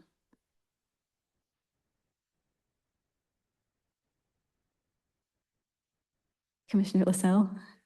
Per my previous comment on the role of City Hall, I think the community engagement process needs to be twofold. Needs to be an education on our needs and our regulatory needs and law compliance of this is what we need to do, not just what we want to do as a community, but what we have to do. And then have a deep dive explanation on what do we actually mean and what is permanent supportive housing. I heard on probably on both sides for the last permanent supportive housing project, a lot of untruths, let's put it that way, based on personal beliefs, which did not help for the conversation. And so I would urge, and I would like us as Planning Commission to strongly encourage our City Council to further educate and aggressively, proactively communicate on what is permanent supportive housing, what does it actually mean, and what does it look like, so that those, I mean, we'll never be able to expunge all biases, but having the ability for us to communicate and have a discussion on what is the right path for Kenmore based in fact and not based on personal preferences and beliefs is necessary.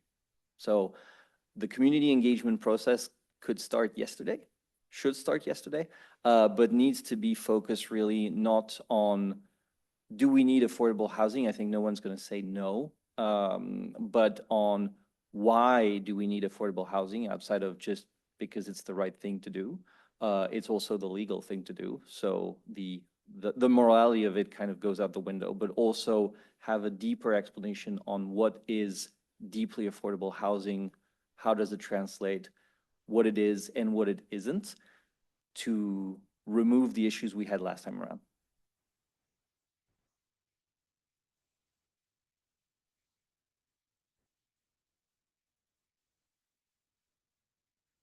This is one where I would love the input of agencies or community-based groups who do this kind of engagement so that we can learn from their experiences and their wisdom and their knowledge about what kinds of engagement have been productive for communities.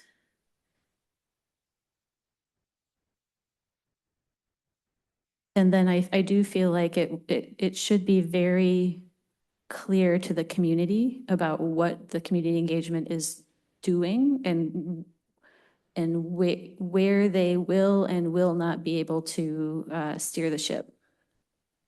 I think that should, I think the best community engagement is where the question that's being asked and the input, the kind of input that's being asked for is very clear so that people have appropriate expectations about what is going to come out of the community engagement. I'll just give you an example so it's not so obtuse. I am involved in work with a floodplain restoration project in Seattle that's going to restore the floodplain of a creek. It's also going to have some community access. So we were very clear from the beginning, because the design team decided that the community would have input, a lot of input on the public access amenities, but they would not have input on the floodplain reconnection, that would be grounded in what the creek needed in science. But so we communicated that with people, so they were very clear. And it happened that everybody agreed. That was a very happy circumstance that the community felt like that was appropriate. But my point is that I think going into a community engagement with a false sense, giving people a false sense of how their input will actually be used is a dangerous thing. So I would like us to avoid that. Anyone else? Commissioner Dorian has a comment. Oh, fantastic. Vice Chair Dorian via our clerk. This is for question 15. I received an answer to this question from the Equitable Planning Coordinator at Eastside for All, Chelsea Lee. They said community engagement efforts for the development of the HSP update should center the meaningful involvement of renters, BIPOC residents, and residents of MHCs, and include people who work in Kenmore but can't afford to live there.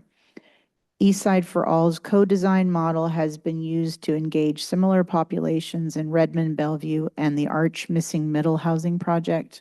I would advocate for the city to explore contracting with Eastside for All to deliver this engagement model so we center the most impacted communities as we update this plan.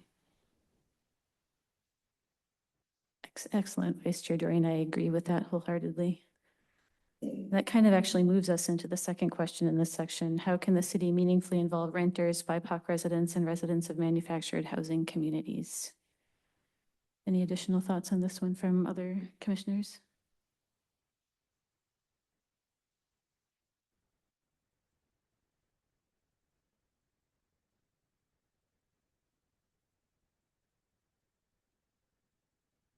Commissioner Olson?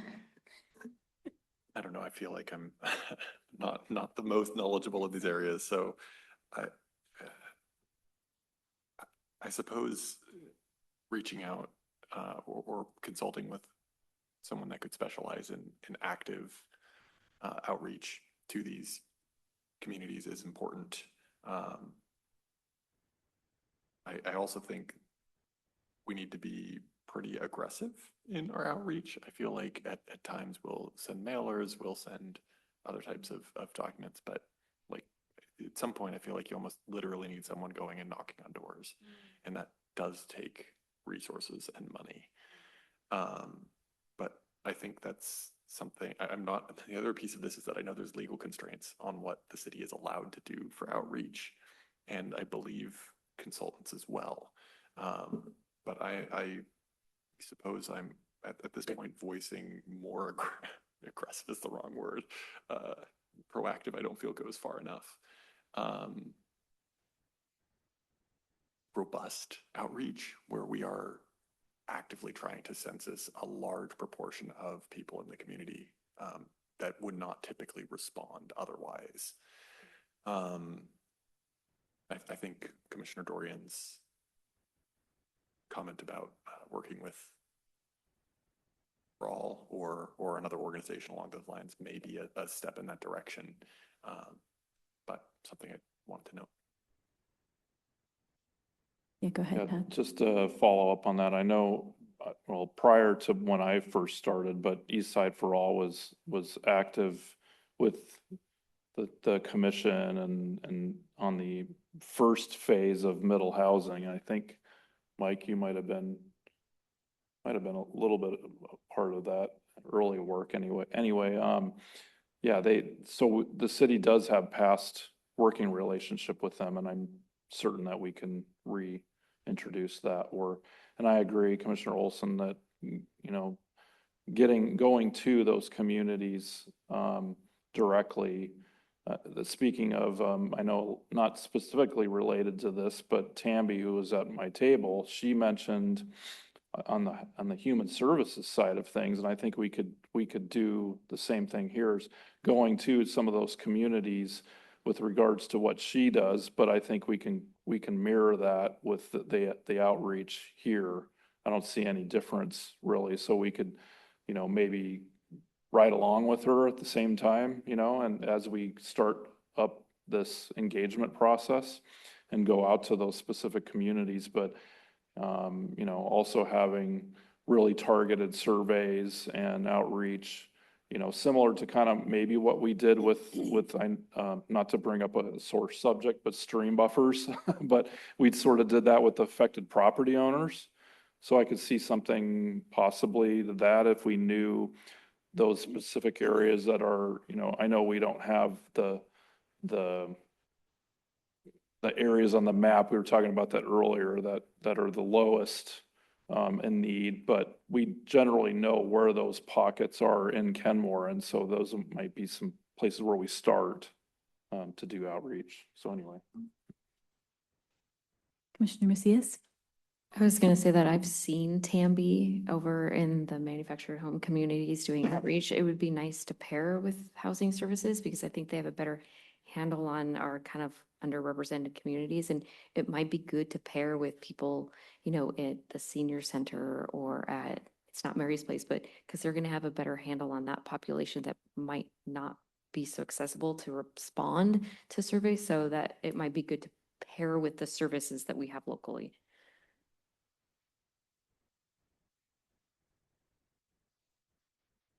Commissioner Olson?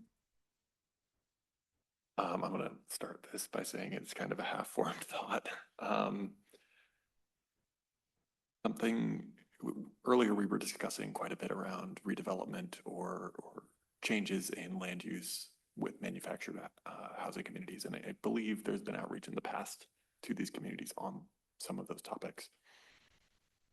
If that idea progresses at all, or when, I think it would be valuable to get folks from those communities in the room for those meetings, and not just in the room, but have an active voice at the table.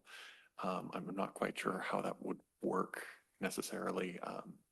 I was kind of thinking almost like when Planning Commission and Council has a joint meeting where you have kind of like a sub-council and it's still with Planning Commission, but you have more people for that particular topic discussing what are the outcomes and plans. And there's time for feedback between people actually living in that community and other residents. So it's not just us. Yeah. I just wanted to follow up on that. I just want to, I agree with that. I'd also want to be really careful anytime you talk about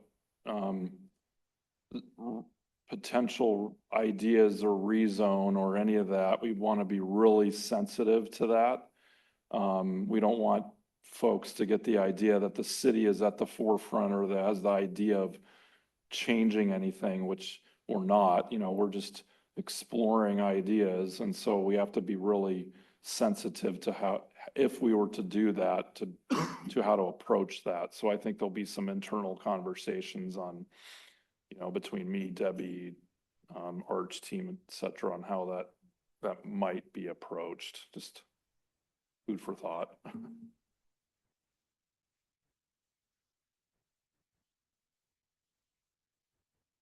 Right.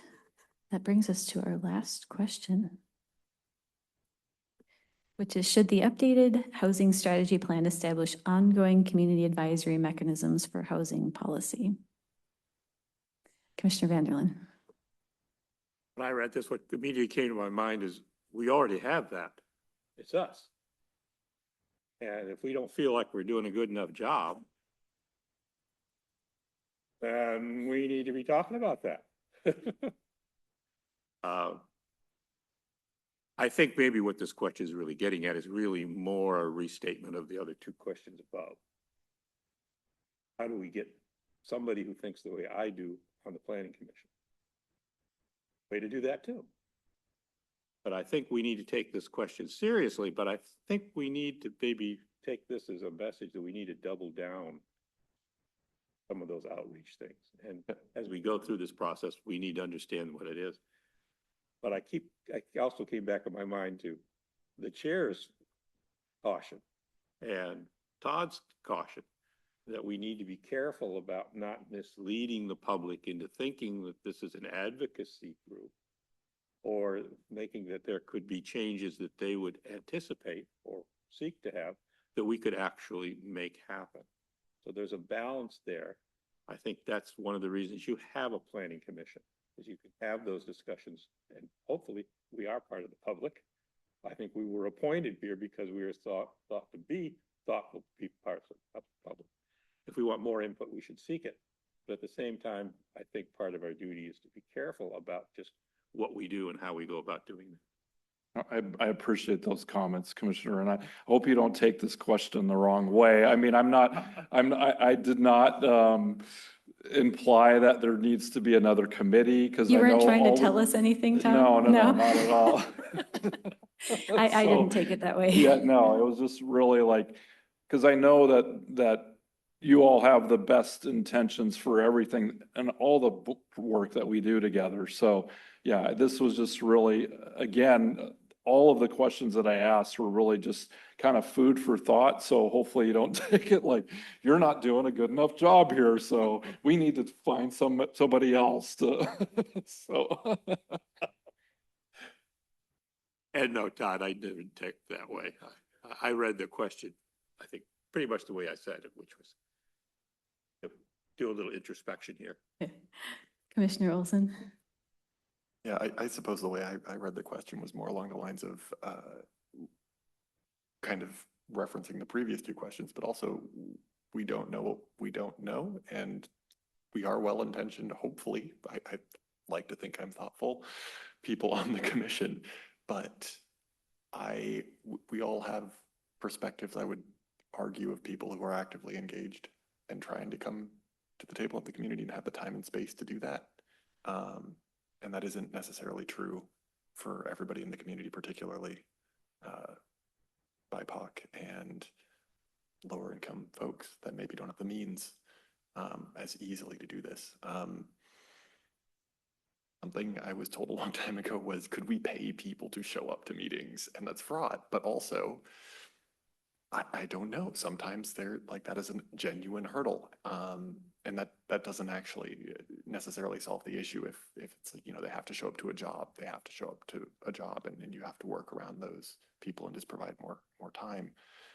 But I guess that's how I interpret this, isn't necessarily for another advisory mechanism so much as more facilitation for the existing advisory mechanisms to make sure we're getting voices that have perspectives that we frankly don't have. Commissioner LaSalle? Thanks. I agree with everything that was said. I'm glad we're doing an okay job. But I think when I saw that, for me, my first struggle was also understanding, okay, why and what for, and what is the kind of feedback we would be seeking to have, which, again, in the interpretation of the question could be either very positive or not as positive, as Chair Banashinsky mentioned, for how affordable housing, what kind of hoops do we want affordable housing to go through? I think for me, the shorter version of this is that the issue is with the word ongoing. In order to keep engagement high within an ongoing perspective, we need to have regular updates. Unfortunately, the speed of change is not fast. And so I think it would be very challenging to have ongoing engagements in a way that would be meaningful when we could spend months and even potentially years where the initial feedback and initial updates would still apply and meaningful change might happen, but in terms of what we can see, touch throughout the city, maybe nothing has changed. So I think it would be very challenging to have, not saying I don't want feedback, we obviously need more feedback because while we are members of the public, we are not omniscient. But it is, not every day at least. But I think it'd be very challenging to have ongoing feedback when we could be talking semesters between meaningful changes at best. Commissioner Vanderlyn? I really appreciate those comments. I was kind of forming my own mind, something similar. You know, to paraphrase de Tocqueville probably badly, democracy is a messy business. Not really, as I think you're saying, we're not really going to get people's attention until we have something to draw their attention to. These discussions, I think, are important. This is how you get to the final product. But to get a general population or even specific populations interested in this at this stage, it's too early. So I think timing is going to be important here, because to go out too early and ask for that kind of input, you're not probably going to get a good representation, and you're not going to get something probably that's going to be too informative for us in it as we go forward. But we need to do some more of our work, refine. We started tonight in our last meeting, get that to a point where you can bring it out to people and say, you know what we're really talking about doing is this, or maybe that. What do you think of this or that? We're not there yet.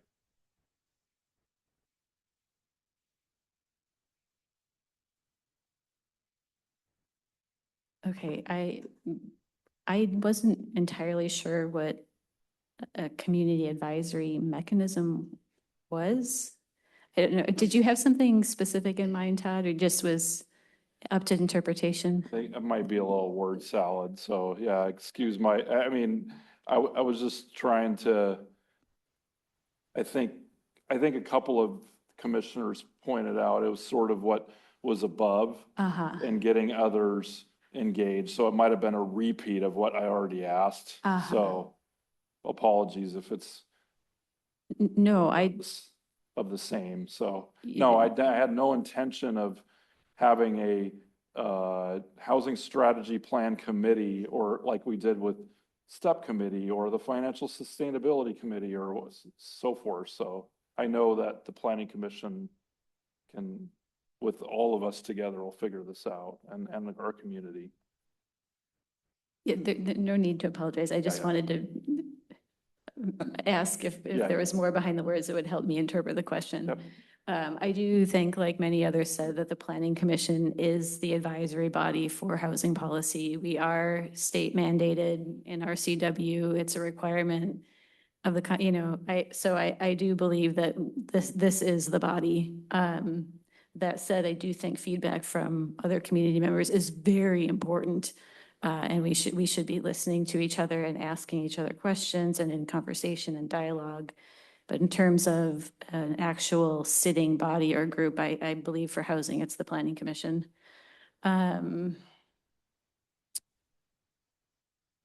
Yeah, I think that's kind of sums up my thoughts. Anybody else have any comments on this one? Commissioner Olson? Yeah, I suppose to me, a mechanism doesn't necessarily have to be like an advisory body. I think, Todd, you brought up the idea of doing outreach in tandem or parallel with human services. And I think that's a great mechanism. And in conjunction with what Commissioner Vanderlyn said, when we have meaningful updates, perhaps creating some sort of standard process where we update housing services, and as they do their work, they provide that information as well. I imagine it sounds like there's probably already something kind of like that, but Yeah. One other thought is that I loved that the DEIA committee was included in this packet, and that they have given recommendations on housing and affordable housing in particular. And I would love for them to continue to be involved as advisors on specifically DEIA issues as they relate to affordable housing. I don't know if of some sort of back and forth could be achieved, like we are coming up with recommendations for policies and then they can take a look at them and fill some certain things in. I think that would be great. Yeah, we talked a little bit, or at least in my last meeting when I brought this, introduced it in my slideshow, is that, there's been a lot that has changed since, 10 years, almost 10 years ago with the first plan. We've had new committees, we have new plans, new state laws, right? So there's all these things that we got to pull together, and the new comp plan that you all worked really, really hard on in the housing element and land use. And so pulling all those things together to formulate these strategies, objectives, policies, and taking all the body of excellent work that all these other, our partners have done is going to be critical in formulating all this. So, yeah. I think you did pull some of the things from our comp plan, from our own work, Yeah. yes? Yeah, it's in that Yeah. memo earlier, which I just really high level went over that, but we can, if there's specific things, I would imagine that as we go along, we'll be reminded of these, or we'll reference these things as we, formulate our strategies. But I just wanted to bring them out forefront as we just started the conversations over the last two meetings, so that we're reminded of what we've already accomplished and what's out there, so that we bring them together. Yeah, I think the information that you pulled together, Todd, for me, it's starting on after the answers to the questions. Maybe it's page 12 of 32 or page 6, April 7th, Planning Commission staff report. That was all really good, I thought. And I would be great if we could pull it forward as we continue talking about it. No use in us reinventing our own wheel. Go ahead, Commissioner Vanderlyn. As long as I think we're beginning to segue into kind of general comments, one of the things I would like to see as we get to the point of finalizing our different strategies, is it paying attention to monitoring and compliance. When we have a strategy, particularly if it has a specific goal, which could be a threshold related to low income or AEI, whatever it is, how do we monitor that for compliance going into the future? And who's responsible for doing that? So it's the how and the who. And I think if we don't have that, you're not going to have the teeth that you're going to need to have to these. And I think we've talked a little bit in some places about that, but I don't think it really exists. So again, the who and the how and the when. I'd like to Yeah. have for each one of the strategies to understand that. That's good. I think we did, that was a question that we took up last. Okay, so if any commissioners have more thoughts about that, I'm sure we can send them to Todd. And we should remind ourselves that King County is monitoring us and our progress. So we are accountable to them, which is, I think it's good to have an accountability buddy. They will be ours, but there may be some other things we can do as well. Okay. Anything else before we wrap this discussion up? No? Commissioner Macias? Arch, are you staying on with us? Because I asked on the last meeting about the Issaquah. Okay, we'll continue that conversation about their specific trust fund. Yeah, I mean, that was I've noted that one Okay. question. They were Okay, asking cool. about the structure of the Issaquah plan, which I know you know a little bit about, Mike. I don't know if you wanted to address that, or we could wait till the next meeting, or. I was curious about it, how Issaquah's specific funding works. They have that specific trust fund. How is that tailored? How is that operated there? I can't answer that with a lot of detail, but they are collecting funds through their state authorized sales tax set aside. So they created a separate fund, which they refer to as Issaquah Housing Innovations Program, I think, or something like that, investment program, IHIP. And so it kind of operates alongside or the Arts Trust Fund. I believe that I don't know what's been spent out of it or committed out of it so far, but I believe some of it is going into a project called Trailhead, which is in Central Issaquah District, alongside other sources, which include some Arts Trust Fund. Again, I'd have to get some more information for you on that. But it basically kind of operates alongside the Arts Trust Fund which they also contribute to. So they have this other pool of their own funds, which they can direct to projects in Issaquah, along with funds that have been commingled from all the members. Got it. So Okay, so they're kind of doubling up on funding with you and with Arch and sales tax. Okay. Bellevue has a similar situation. They have, I think, 2 other sources of funding that they have in separate pools. They can also, they also contribute to Arts Trust Fund and participate in how those allocations are awarded.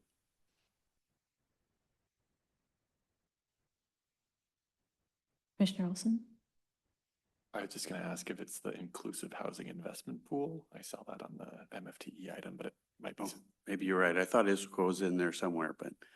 Okay. Okay. So it is that. Right. Got it. All right, Todd, would you tell us about our next Yeah. steps, what's coming up? Oh, sure. Yeah. I wanted to make sure I answered Commissioner Vanderland's questions. Is Oh, that yes, okay? go ahead. These came from email. And you asked about, is there a development size threshold that triggers inclusionary zoning requirements? And what I'm finding in the code is that the different zones have different, or at least the downtown residential zone does have a threshold of 20 multifamily units. The other zones, which have inclusionary zoning, downtown commercial, is that what you see as? Yeah. And the TOD overlay, those do not have thresholds. So all development in those zones would, inclusionary zoning would apply. I'm sorry, would you repeat that? Pardon? So in the TOD, In the TOD, urban commercial and downtown commercial. and they have no threshold, so there's Right. no inclusionary requirement. No, they do have inclusionary zoning, but there's no minimum, Or is minimum, what I okay. meant. Yeah.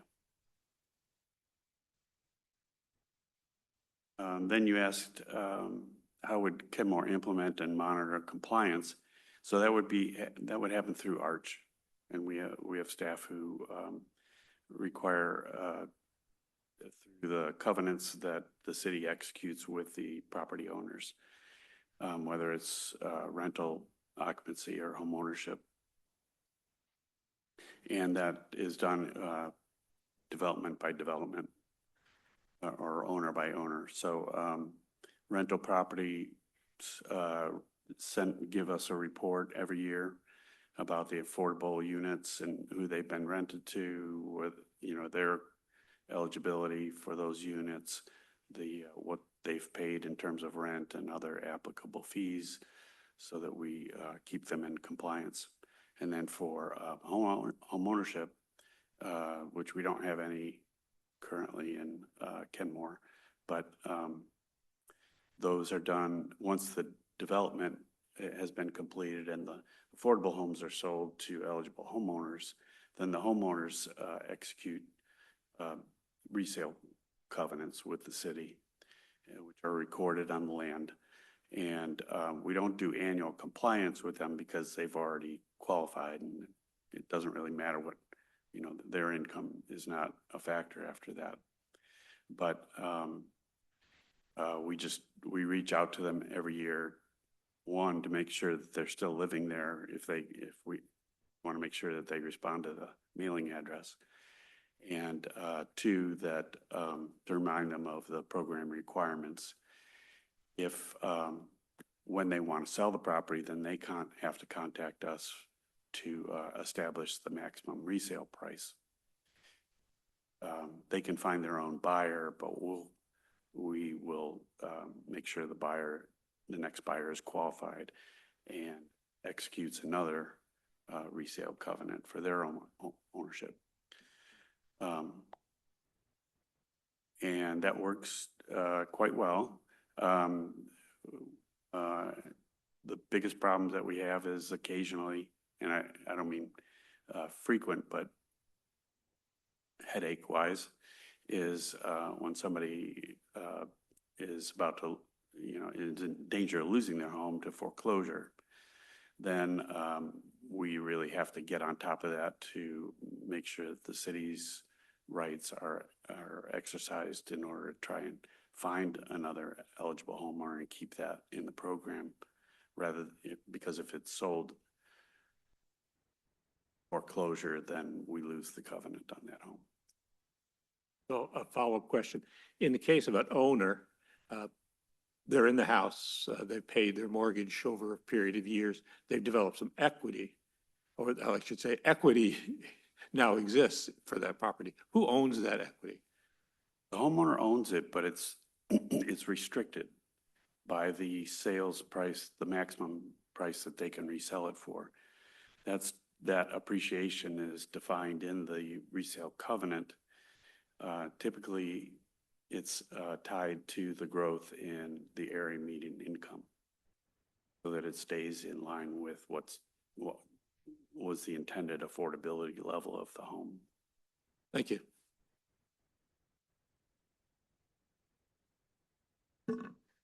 Is that all of Mike's, Commissioner Vanderland's questions? Yeah, you got it? Okay. See, this is what happens when you have a finance guy on the group. You're going to ask questions like that. You have to sit there and listen to them.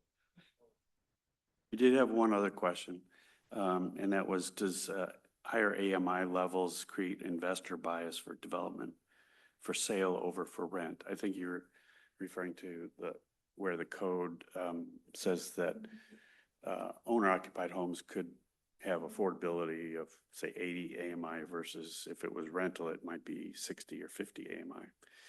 And that's not been our experience because especially in more recent years, the market has driven home sales prices so high that the gap between the market price and the affordable price, 80 AMI or whatever it is a bigger gap than the rental market rate and that 50 or 60 AMI. So also, zoning and development codes have a lot to do with what gets built on the property anyways. And multifamily buildings, not many of those are going for home ownership. Not so much condo production in quite a while, versus land that is zoned for or marketable for lower density development. Now, sometimes people do build townhomes and they're not sure whether they want to sell them or rent them. Sometimes they do decide to sell them, but I mean rent them rather than sell them. And I'm not exactly sure why, but I guess they decide that they would rather have the cash flow over time than to take the profit and go. But I'm not really sure about that.